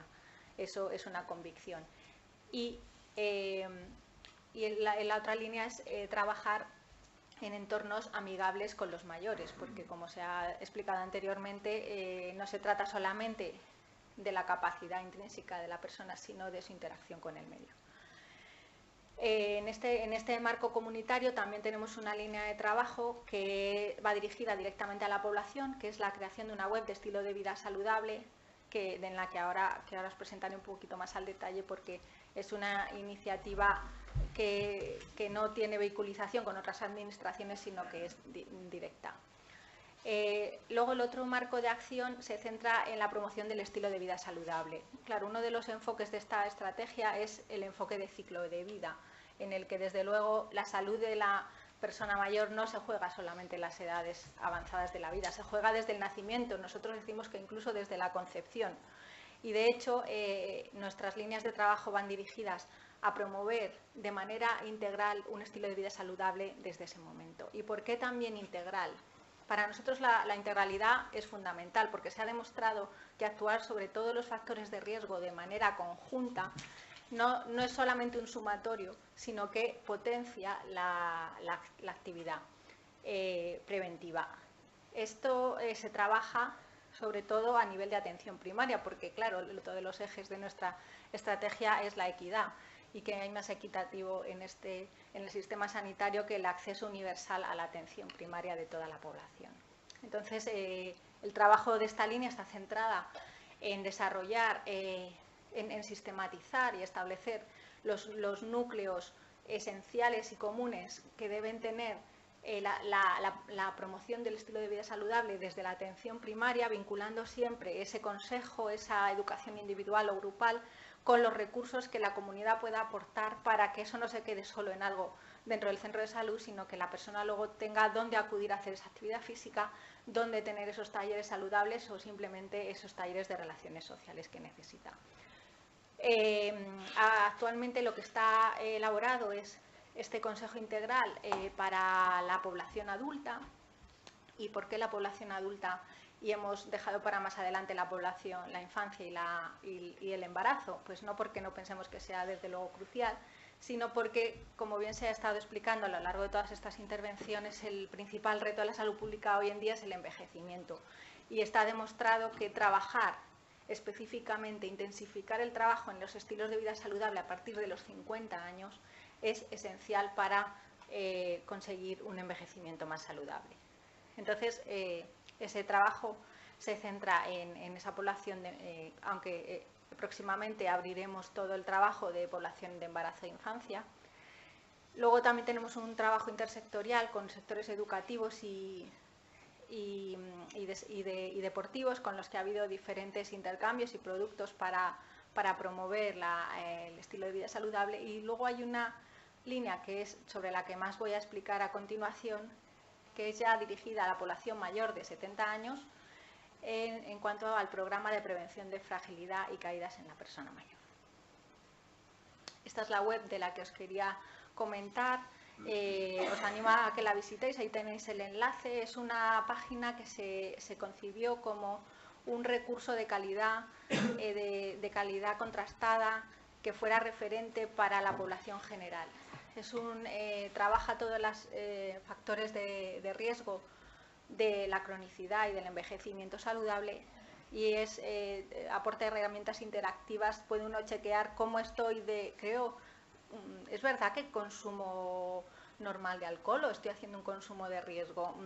¿Estoy haciendo de verdad una alimentación saludable? Y entonces uno se puede chequear a sí mismo en qué situación está, y luego la propia página te da herramientas para hacerte tu propio plan de mejora de estilo de vida. Además, desde la última actualización de normativa del etiquetado de los productos del tabaco, también existe desde allí un enlace que dirige a esta página para encontrar apoyos y recursos para dejar de fumar. Y ya vamos a entrar más en detalle en el programa de prevención de fragilidad y caídas del Sistema Nacional de Salud, que fue un producto de esta estrategia, uno de los más, la verdad, que mejor acogida ha tenido entre todos los profesionales, se construyó además con un consenso muy amplio de comunidades autónomas y sociedades científicas, de geriatría, de enfermería, de atención primaria. Y la verdad es que desde el principio tuvo una orientación muy práctica. Nosotros queríamos algo tangible. Sabíamos que el tema todavía, y más en el año 2014 cuando lo desarrollamos, no estaba absolutamente claro. Como bien se ha dicho antes, la fragilidad todavía hoy, la definición exacta, cuesta ponerle el apellido, cuesta decidir por una única herramienta de medición, pero bueno, no es la primera vez en medicina en que esto ocurre, y eso no quiere decir que nos tengamos que paralizar para no intervenir cuando vemos que es una necesidad y es viable. Entonces, tras muchos debates, consensos, revisión de la evidencia, optamos por proponer unos elementos básicos mínimos a implantar en todo el Sistema Nacional de Salud, porque este es un programa con vocación universal. Como hemos dicho, esto pilotaría sobre la atención primaria. Y lo que propone es un cribado, una detección precoz de las personas por encima de 70 años para decidir si tienen un alto riesgo de ser frágiles o de tener caídas, y a intervenir sobre ellos. ¿Intervenir cómo? Pues centrándonos en un programa de ejercicio de actividad física multicomponente como núcleo esencial de una intervención que se puede ampliar donde los recursos lo permitan, porque claro, las realidades en España son muy amplias y no se puede exigir lo mismo en todos lados. Entonces, siempre decíamos a todos los expertos que también nos acompañaron, sí, seguro que la evidencia dice que no solo se tiene que hacer ejercicio, también hay que acompañarlo de nutrición y de otras intervenciones geriátricas, pero hay que elegir algo que con eso sea esencial y no pueda faltar, y eso es el programa de actividad física. Bueno, aquí está el detalle del programa desplegado. Si queréis entrar al detalle, os animo a que miréis el documento, pero es que es eminentemente práctico. Y el cribado se centra, puesto que había en esa época todavía bastante debate en cuanto a si las escalas de fragilidad eran aplicables. Normalmente la definición de Linda Fried requiere un dinamómetro para medir la fuerza prensora de la mano, y eso no parecía viable en las consultas de atención primaria de todo el país. Pues optamos por proponer una detección en base a las pruebas de ejecución. ¿Y por qué las pruebas de ejecución? Pruebas de ejecución que pueden ser desde una simple velocidad de la marcha 4 metros a medir un levántate y anda, como el ejercicio que antes ha mostrado el profesor Viña, o como ya la batería un poquito más compleja del SPPP, que añade la medición del equilibrio. ¿Y por qué estas pruebas de ejecución? Pues porque sí que han demostrado validez pronóstica para discapacidad, que en el fondo es lo que nosotros queremos prevenir y retrasar, y porque además son medidas objetivas, mientras que cuando uno pasa una escala preguntando a la persona si puede hacer esto o aquello o cuánto camina al día, pues eso siempre está sujeto a sesgos. Una medida objetiva de medición pensamos que siempre es más deseable. Bueno, una vez que se determina si la persona está a riesgo de fragilidad, se determina el riesgo de caídas en base a 3 preguntas: antecedentes de caídas previas o de ingresos, y también el resultado de la prueba de ejecución. Y si tiene el alto riesgo de caídas, al programa nuclear de actividad física se le añadiría una revisión de la medicación, conciliando los fármacos que tienen más riesgo de caídas con criterios stop-start, y también una revisión de riesgos del hogar, porque hay medidas tan sencillas como retirar las alfombras de un domicilio que realmente impactan en la reducción de caídas. Todo ello, desde luego, enmarcado en un consejo integral de estilo de vida saludable, porque la persona no solamente tiene que hacer el programa de actividad física, que es un programa que aquí os muestro un ejemplo. En el documento podréis ver todo un anexo de cómo desarrollar un programa de este tipo. Este programa es un programa intensivo de aproximadamente 6 meses. Se haría en sesiones grupales 2 a 3 veces a la semana, y trabajaría tanto la fuerza como el equilibrio, como la flexibilidad, como la resistencia cardiovascular, fundamentalmente caminando. Este programa la ideal es que se desarrolle en el medio comunitario. ¿Por qué? Porque somos conscientes de que el sistema de atención primaria ya está suficientemente sobrecargado como para además cargar sobre sus hombros todos estos programas que, pues por las cifras de prevalencia de fragilidad que hemos visto, pues será un número no desdeñable de personas mayores. Y siempre, ¿por qué el enfoque grupal? Porque se ha visto que la actividad grupal, además de beneficios físicos, tiene beneficios cognitivos y tiene beneficios de relaciones sociales que también estas personas mayores suelen necesitar. Pues bien, la idea es que en cada entorno, en cada municipio, en cada distrito, se establezcan los mecanismos para que estos programas se realicen en el medio comunitario, aprovechando los centros de mayores, aprovechando los polideportivos municipales, incluso los centros deportivos de titularidad no pública. Esto ya es variabilidad, es que incluso de distrito en distrito, lo digo porque sí que tenemos en marcha el grupo de seguimiento de comunidades autónomas de implantación del programa y siempre nos transmiten que esa es la parte obviamente crítica y más complicada de trabajar para implantar el programa. Las realidades son muy diferentes y además nos transmiten que donde es más difícil hacerlo es en las grandes ciudades. Los pequeños municipios suelen tener más facilidad a conectar con la persona del ayuntamiento que lleve ciertos recursos, organizarse. Sin embargo, en una gran ciudad, en contrario a lo que uno pueda pensar, hay muchos recursos, pero cuesta ponerse de acuerdo. Otro de los pilares para desplegar el programa, no solamente tener pensado, haber hablado con la zona, a ver cómo vamos a derivar a las personas detectadas hacia esos programas de actividad física, sino que el propio profesional implicado tendrá que estar previamente capacitado. Estamos hablando de un asunto que la mayoría de profesionales de atención primaria no ha oído hablar en su vida, y cuando ha oído hablar es casi peor porque asocian fragilidad con el concepto antiguo que deriva de la asistencia social, de la persona frágil como aquella persona que necesita ayuda de asistente social, muy deteriorada, ya prácticamente ya dependiente. Nosotros siempre decimos que la fragilidad, por supuesto, las personas dependientes que están ya prácticamente encamadas son frágiles, qué duda cabe, pero nosotros el programa lo estamos centrando en la detección incipiente del deterioro funcional para que estos programas tengan su efecto y puedan frenar o incluso revertir el deterioro. Entonces es un programa de capacitación online que ya lleva 3 ediciones y que está acreditado para profesiones sanitarias y se oferta de forma gratuita a través de las comunidades autónomas, de manera que se forme prioritariamente a los profesionales de los equipos de atención primaria que tienen que desplegar el programa. Aquí veis una imagen, son 7 módulos que parten de unas reflexiones previas sobre distintos conceptos de envejecimiento y fragilidad, se acompaña de herramientas interactivas, casos prácticos, ideas clave, y la verdad es que son muy amenos y están teniendo una excelente acogida. Aquí veis el perfil y el número de personas que se han formado hasta la fecha en las 3 ediciones que llevamos del curso, que son ya 3.600 profesionales del sistema los formados. Como veis, hay algunas comunidades autónomas que van a la cabeza en número de inscritos y suele asociarse a que son las comunidades que están empezando a desplegar de forma práctica el programa. Claro, primero hay que formar a los profesionales.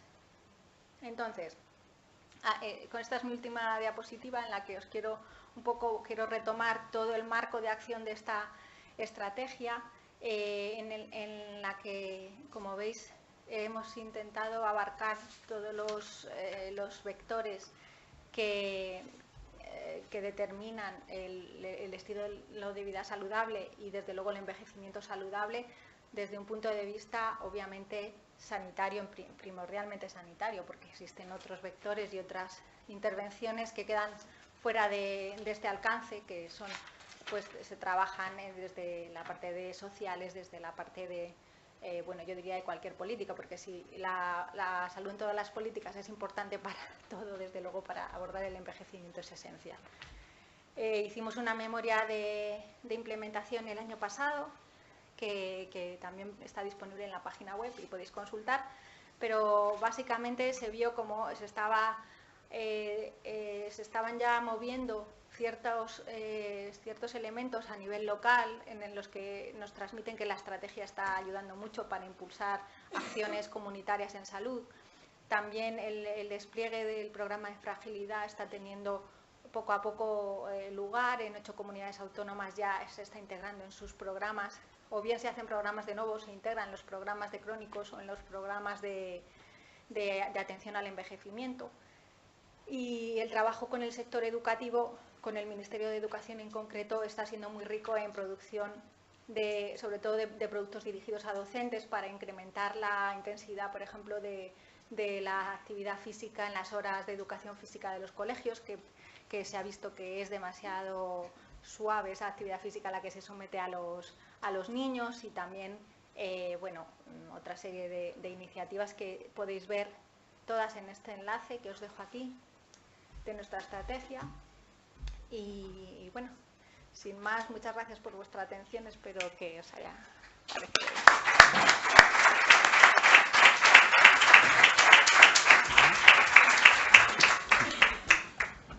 Muchas gracias a la doctora Marta Molina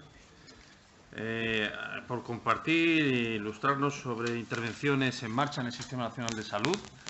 Hay muchas cosas por hacer, pero que ya se ve que desde luego hay un camino avanzado ya importante. Se nos ha hecho un test de agudeza visual al final en el enlace, me parece, pero vamos, en cualquier caso, muchísimas gracias, Marta.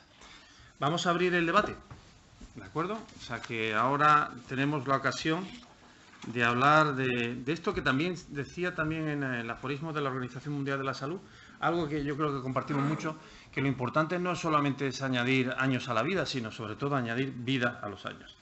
Y básicamente ese es el gran reto. Hemos tenido unas presentaciones brillantísimas del doctor Viña, del doctor Rodríguez Zartalejo y de la doctora Molina. ¿Quién quiere tomar la palabra? Sí, por favor. Y después. Aquí.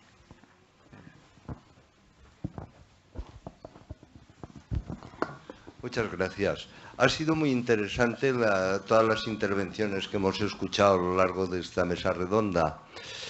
En el año 1512, Ponce de León obtuvo un permiso real para explorar la isla de Bikini, no confundir con el atolón de Bikini de triste memoria, y para buscar la fuente de la eterna juventud.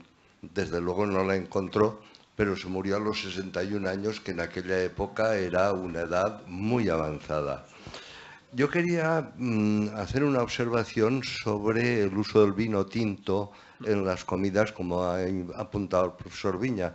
Yo cambiaría el vino tinto por la cerveza, que tiene más polifenoles, con gran capacidad antioxidante, y aparte de eso aumentan la actividad osteoblástica, con lo cual refuerzan la solidez de los huesos y podían prevenir más las caídas. Aparte de eso, pues tiene otras propiedades la cerveza que son muy interesantes en cuanto a salud y envejecimiento, y que sería muy interesante tratar aquí en cualquier otra ocasión. Y una observación para Marta, o quería que me explicara un poco cómo influye el Sistema Nacional de Salud sobre la transferencia de la sanidad a las distintas comunidades autónomas. ¿Hay una transferencia fluida o hay dificultades en algunos sitios, etcétera, etcétera? Muchas gracias. Voy a hacer una sugerencia. Muchas gracias, doctor Brugger. Vamos a recoger 2 o 3 intervenciones iniciales y después le damos la oportunidad para que puedan responder a las diferentes observaciones o preguntas. Tú, Medrano. En realidad pienso que el envejecimiento en sí mismo no es nada nuevo. Lo que ocurre es que han cambiado las circunstancias, estilos de vida y sobre todo medioambientales. Hace 10, 5 o 2000 años la gente también envejecía. Lo que ocurre es que el criterio de viejo se daba mucho antes. A los 40 años pues se entendía que la gente ya era joven, era vieja. La cuestión es si la fisiología involutiva que se produce en el ser humano ha sido siempre la misma o ha ido variando o han sido las circunstancias. Yo ya no hablo de las enfermedades, pestilencias y las guerras, pero sí que es verdad que a los 40 o 50 años ya se era viejo. No hablemos del siglo pasado o de nuestros abuelos. Por lo tanto, la cuestión es si esa fisiología ha sido siempre la misma desde que el ser humano se considera como tal Homo sapiens, o ha ido evolucionando. Y en relación con ello, y acabo, podéis, alguno de la mesa, aventurar o concretar hasta qué edad pueden llegar la esperanza de vida del ser humano en circunstancias idóneas y no utópicas, sobre todo en la mujer. Es la que más va a vivir. Muchas gracias al doctor Justo Medrano, nuestro vicepresidente. Enseguida vamos a dar la palabra a los ponentes. ¿Alguna palabra más que se quiera? Sí, la doctora Carmen Leal primero. Sí, yo he oído bien y he escuchado muy atenta porque la mesa me ha parecido magnífica. La mujer tiene una mayor longevidad, eso está claro, pero tiene una mayor fragilidad, o sea, la fragilidad es más frecuente en las mujeres. Entonces mi pregunta era, aparte de que viva más, para esa fragilidad hay factores más específicos de riesgo y si los hay, habría que hacer desde la estrategia del Ministerio programas más específicos para las mujeres. Muchas gracias, doctora Leal. María Victoria Gutiérrez. Por mi parte, remarcar el hecho de la calidad de la vida, que es muy importante el vivir muchos más años, pero la calidad yo creo que es incluso más importante. Y dentro de la calidad mental. No es de una patología mental, sino la calidad de una persona que es feliz. Me gustaría saber desde el Ministerio qué tipo de políticas se están aplicando al respecto, ¿no? Por ejemplo, intervenciones psicológicas o de aprendizaje a cómo vivir bien o cómo vivir mejor. Si pudieran comentar un poquito esto. Gracias. Muchas gracias. ¿Alguna pregunta más o pasamos ya a dar la oportunidad? Sí, venga. Pues, bueno, el doctor Arturo Bruje preguntaba el vino frente a la cerveza, la transferencia de sanidad a las distintas comunidades, el doctor Medrano, el tema de la fisiología, si ha sido siempre la misma, la doctora Leal, factores más específicos para las mujeres, los temas, la Victoria Gutiérrez también ha preguntado sobre el Sistema Nacional de Salud que está haciendo en políticas específicas. Doctor Viña. Contestaré brevemente. La fisiología, justo en los últimos 4,5 millones de años que de Homo sapiens, yo creo que esencialmente no ha cambiado. Hay muchísimos mecanismos mantenidos desde muchísimo antes en el ratón que extrapolamos al humano. Uno. Lo segundo, para contestar a tu pregunta, fíjate, la edad máxima no ha cambiado. Es decir, y ahora voy a cuál es la edad máxima. Matusalén vivió 80 años, no 800, se equivocaba en un cero. Y era el más viejo de todos. La edad media es lo que ha cambiado. Hoy, como la curva es cuadrada, casi todos llegan a los 80. Primera pregunta. ¿Y cuál es la edad máxima? Es una muy buena pregunta. Salió un trabajo por un grupo del Albert Einstein, donde trabaja una académica nuestra, que es Ana María Cuervo, no es de Ana María, sino de un amigo común, que dice que la edad máxima en la actualidad, epidemiológicamente viendo cómo cambia, son 111. Y ahora yo añado, ha sido criticada la cosa.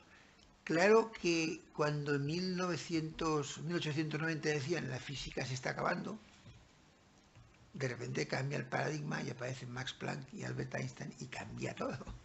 Entonces, con el paradigma actual, con el conocimiento actual y lo que podemos prever, si no hay un cambio de paradigma, pongamos 120.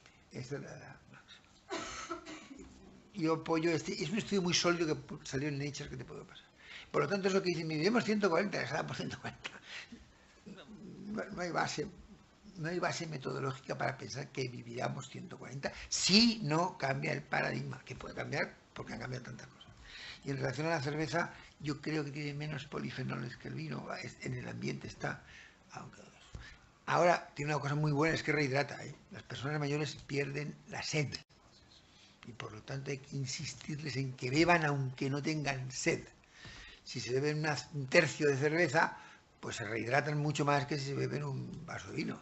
Polifenoles o no polifenoles. Por ahí es por donde yo veo la ventaja de la cerveza más que en el vino o no vino. El problema que tenemos muchas veces es que no tienen sed. Y si no le insisten en que beban, pues no beben. Entonces se deshidratan. La cerveza rehidrata. Doctor Fernando Rodríguez Zartalejo, ¿quieres añadir? No, yo solo un comentario con el tema de la Más cerquita del micrófono, Fernando. Ahí sí. Yo solo un comentario en relación con el tema de la calidad de vida y que además comparto que es fundamental la calidad de vida tanto en los aspectos físicos como mentales. Y los mentales incluyen tanto la capacidad cognitiva como la ausencia, para decirlo de una palabra, de trastornos del estado del ánimo, la ausencia de depresión. Pero la parte buena de la historia a la que yo me quería referir es que en muchos estudios donde se pregunta a la gente por satisfacción de vida, la satisfacción de la vida no disminuye en la gente mayor. En general, en muchos estudios se ve que la satisfacción de la vida es muy alta, en los 20, 25 años empieza a disminuir progresivamente hasta los 50, 60 y a partir de ahí se eleva otra vez, por razones en las que no voy a entrar. Y que además estudios sobre satisfacción de la vida en gente ya muy mayor, por encima de 80 años y con algunas limitaciones funcionales, muestran resultados de satisfacción bastante buenos, porque no solo se comparan con ellos mismos cuando eran jóvenes, sino con sus pares, los que tienen la misma edad y que pueden estar mejor o peor. Entonces la satisfacción como variable resumen de cómo uno se encuentra es muy importante y afortunadamente no disminuye con la edad. Yo quisiera añadir, en mi opinión, y en la de Linus Pauling, es más bien Linus Pauling que yo, es porque la gente mayor sabe su sitio en el mundo, frase de Pauling. Y un adolescente no sabe su sitio en el mundo. Entonces, mientras estés sano, como sabes tu sitio en el mundo, eres más feliz. Por lo tanto, es muy importante estar sano.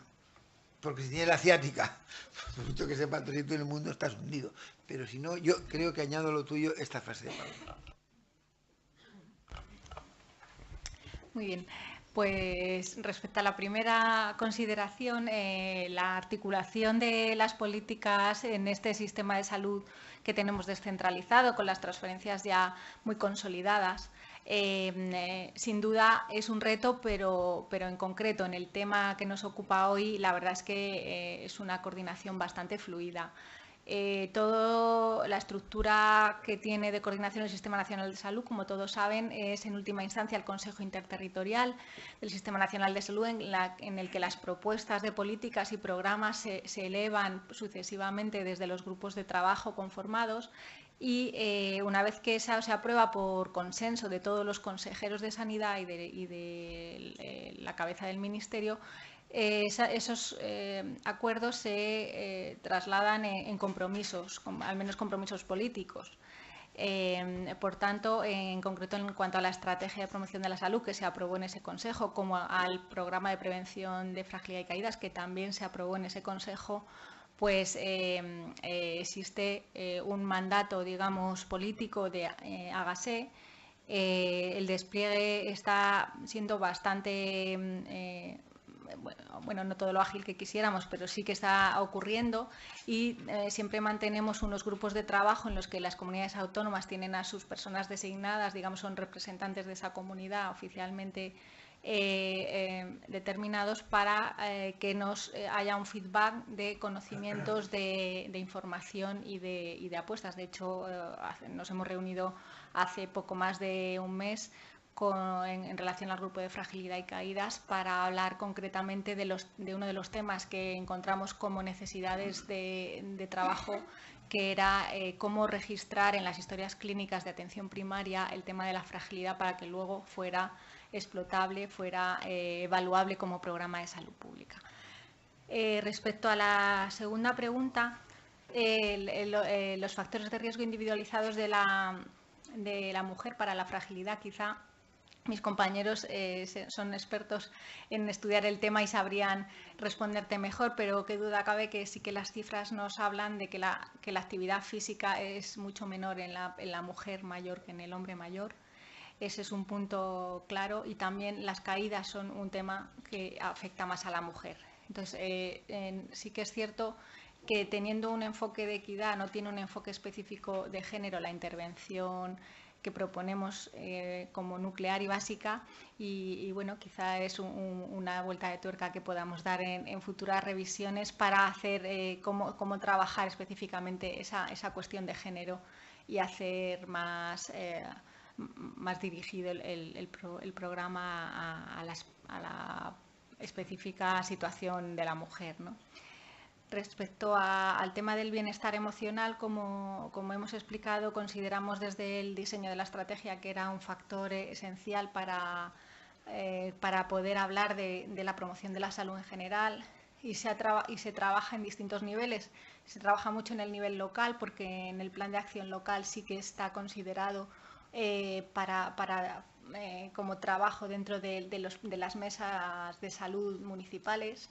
Y nosotros a nivel central en la página web, si tienes la oportunidad de consultarla, tenemos un apartado muy desarrollado. De hecho, el germen de esa web fue una web de bienestar emocional que lanzamos mucho antes y que está desarrollado con una serie de profesionales de la psicología y la psiquiatría, y que tiene un enfoque eminentemente práctico y de bienestar, no de patología psiquiátrica, ¿no? Sino de bienestar y salud mental.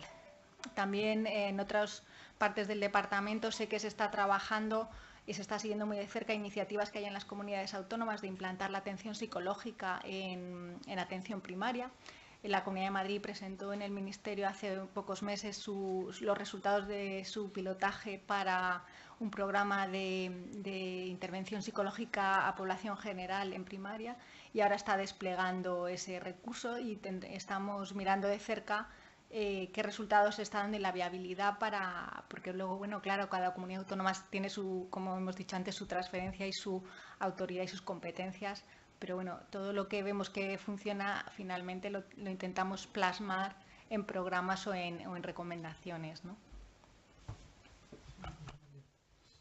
Yo quería complementar un aspecto tratado por Marta acerca de por qué las mujeres la frecuencia de fragilidad es mayor en la mujer que en el hombre, y coincido en su dirección cuando explica el papel de la actividad física. La definición operativa con la que todos hasta ahora nos manejamos de fragilidad es un síndrome de fragilidad fundamentalmente físico, y se sabe que las chicas hacen mucha menos actividad física a lo largo de toda la vida, desde la adolescencia hasta la edad adulta avanzada, que los chicos. Por otro lado, al ser un síndrome físico donde los componentes de movilidad son muy importantes, estos dependen en buena medida también del pico de masa ósea que se alcanza a los 20 o 25 años, que siempre es mayor en los hombres que en las chicas. Y este pico de actividad de masa ósea es el que determina en gran medida el declive de la función. A su vez, el estado nutricional en muchos aspectos de las chicas y de los chicos no es el mismo, probablemente por razones culturales. Y por último, la composición corporal. Aunque la medida de fragilidad la ajustamos por características de la composición corporal, la masa ósea, la masa muscular, que es central, y su reverso, que es la sarcopenia, la pérdida de masa y de fuerza, siempre es mayor en las chicas, y todo esto puede contribuir al síndrome. Y por otro lado, yo lo que hago es felicitar al Ministerio, porque aunque no tenga un enfoque específico de género, todas estas políticas de envejecimiento son especialmente importantes para la mujer, porque son el sector más frecuente y porque el síndrome de fragilidad es especialmente frecuente entre las mujeres, y pone el foco en los problemas de la mayoría y especialmente de las mujeres. ¿Es mayor la fragilidad en los vegetarianos o no? No se ha visto. No se ha visto, está muy bien preguntado, porque claro, el aporte de calcio, etcétera, no se ha visto, que yo haya visto, no hay no hay una... No te puedo decir sí, ¿sabes? No se ha visto. No se ha estudiado. Yo a la larga, ¿qué influencia puede tener el ser vegetariano? Con excepciones, claro. Eso será motivo de una sesión monográfica sobre el tema. Es tan importante que merece la pena tocarla como Dios manda, ¿no? De todas formas, diría que un vegetariano puede garantizar un buen estado nutricional. De hecho, es la única forma de ser racionalmente vegetariano. Y si uno mantiene un buen estado nutricional, probablemente no tenga que tener más fragilidad. Luego hay una modalidad de fragilidad que no es excepcional, que es la obesidad sarcopénica.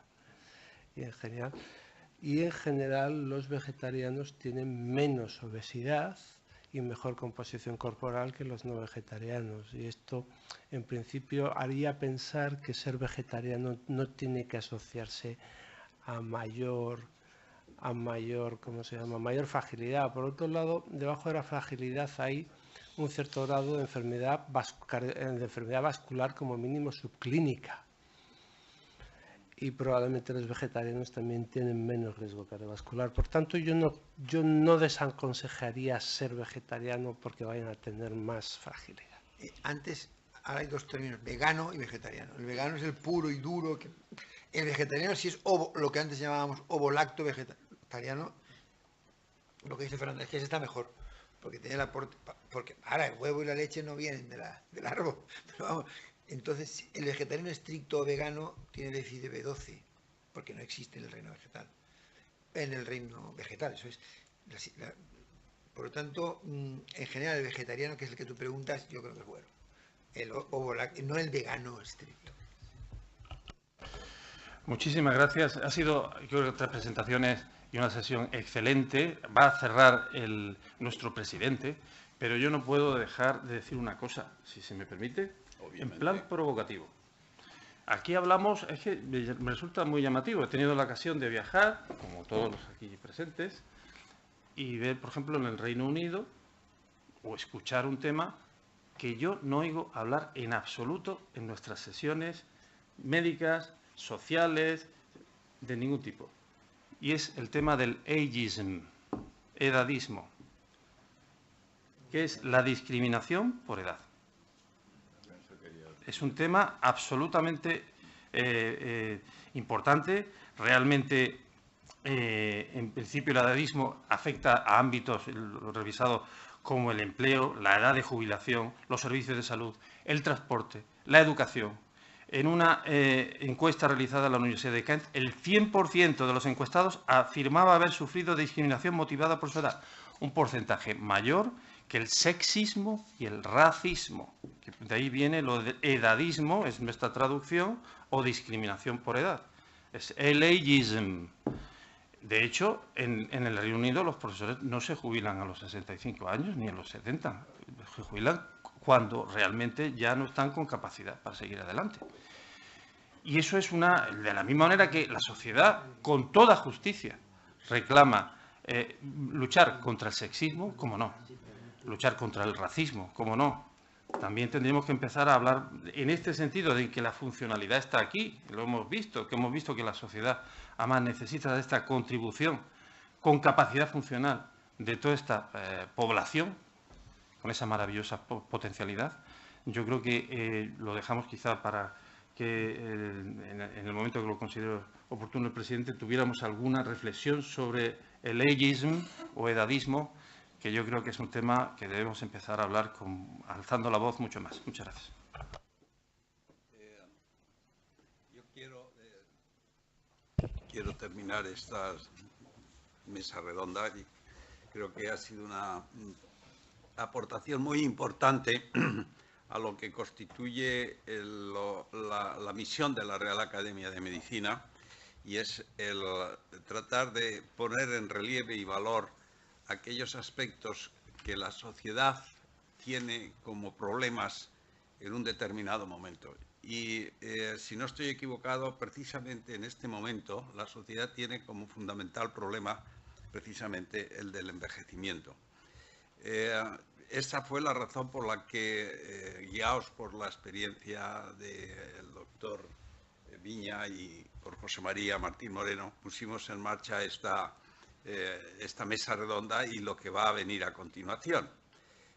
Son muchas las consideraciones que se han hecho ya y yo no quiero alargarme, pero sí que quisiera decir o dejar sobre la mesa 2 o 3 ideas. La primera de ellas es, como decía el doctor Viña, envejecer no es una enfermedad, es un proceso fisiológico. Y yo creo que eso es muy importante. Pero no solo es un proceso fisiológico de nuestro cuerpo, es decir, de nuestra estructura física, sino de nuestra estructura mental. Y con ello yo paso exactamente a las últimas palabras que acaba de decir el profesor José María Martín Moreno, porque las tenía en la cabeza y con ellas he tratado de empezar yo esta sesión cuando decía que una cosa es ser persona mayor y otra cosa es ser viejo, y que el envejecimiento nace muchas veces cuando la sociedad nos hace viejos. Y esa sociedad nos hace viejos con el edismo, como tú decías ahora mismo, cuando uno se jubila, cuando a uno le obligan a jubilarse, porque no se jubila muchas veces voluntariamente, y cuando la sociedad le jubila. Es decir, no solo nos jubila la administración, sino nos jubila la propia sociedad, nos jubila nuestro ambiente, nos jubila nuestro medio social y nos hace viejos. Y en ese momento es cuando nace el envejecimiento. Yo creo que ahí es el gran problema que tiene en estos momentos la sociedad. Obviamente, junto a todo lo que constituye una longevidad saludable, lo que constituye una actividad física correcta, una alimentación correcta, etcétera, etcétera, digamos todo. Pero lo que es base fundamental en el momento en que uno se siente viejo es cuando uno lo deja, la aparta a la sociedad de lo que es su actividad. No cuando uno quiere apartarse de ella, que es una situación muy distinta, sino cuando la aparta. El equilibrio no solo es un equilibrio físico, sino que es un equilibrio mental. Y ahí hay otro factor, y con ello quisiera dejarlo sobre la mesa y acabar, que es el de la soledad. La soledad en el anciano, la soledad en el viejo constituye, no se ha hablado mucho de ella, pero yo creo que sería muy importante, dentro, Carmen, de lo que es la salud mental, lo que constituye muchas veces la base del equilibrio. Incluso del equilibrio físico, porque cuando uno se cae y está solo, tiene grandes problemas para poder levantarse. Y cuando uno se alimenta mal porque está solo, o está sola, tiene también grandes problemas de orden de estructura. Por lo tanto, yo creo que también la sociedad tiene que tener presente que el anciano envejece muchas veces porque se le deja envejecer. No solo porque fisiológicamente envejece, sino porque la sociedad le envejece. Y eso creo que es otro problema que también desde el Ministerio se tendría que abordar, porque la salud mental no está en el niño y en el adolescente y el adulto. Bien, termino. Yo quiero agradecer una vez más a los ponentes. No lo he dicho al principio, pero sí que quiero decirlo, puesto que la presentación la ha hecho el doctor Martín Moreno. Agradecer al doctor Fernando Ortiz Altalejo, realmente ha sido una excepcional presentación, lo mismo que ha sido la de la doctora Marta Molina, que hemos tenido la suerte de tenerla entre nosotros y esperamos que no sea a ninguno de los dos. La primera ha sido, pero no la última vez que lo sea. Este es el principio y yo reto a los académicos a que se hagan partícipes de este reto que tenemos, de esta opción que hemos puesto en marcha de un envejecimiento, porque todo es envejecer. Es decir, el niño envejece, el adulto envejece y el viejo es viejo, envejece, está ya envejecido. Por lo tanto, todos somos partícipes un poco de esa situación. Muchas gracias a todos ustedes. Y ahora ahí fuera hay un poco de vino, hay algo de cerveza y hay proteínas también y hidratos de carbono. Así que a la medida y ad libitum lo tienen ustedes. Se levanta la sesión. Muchas gracias. Muy bien.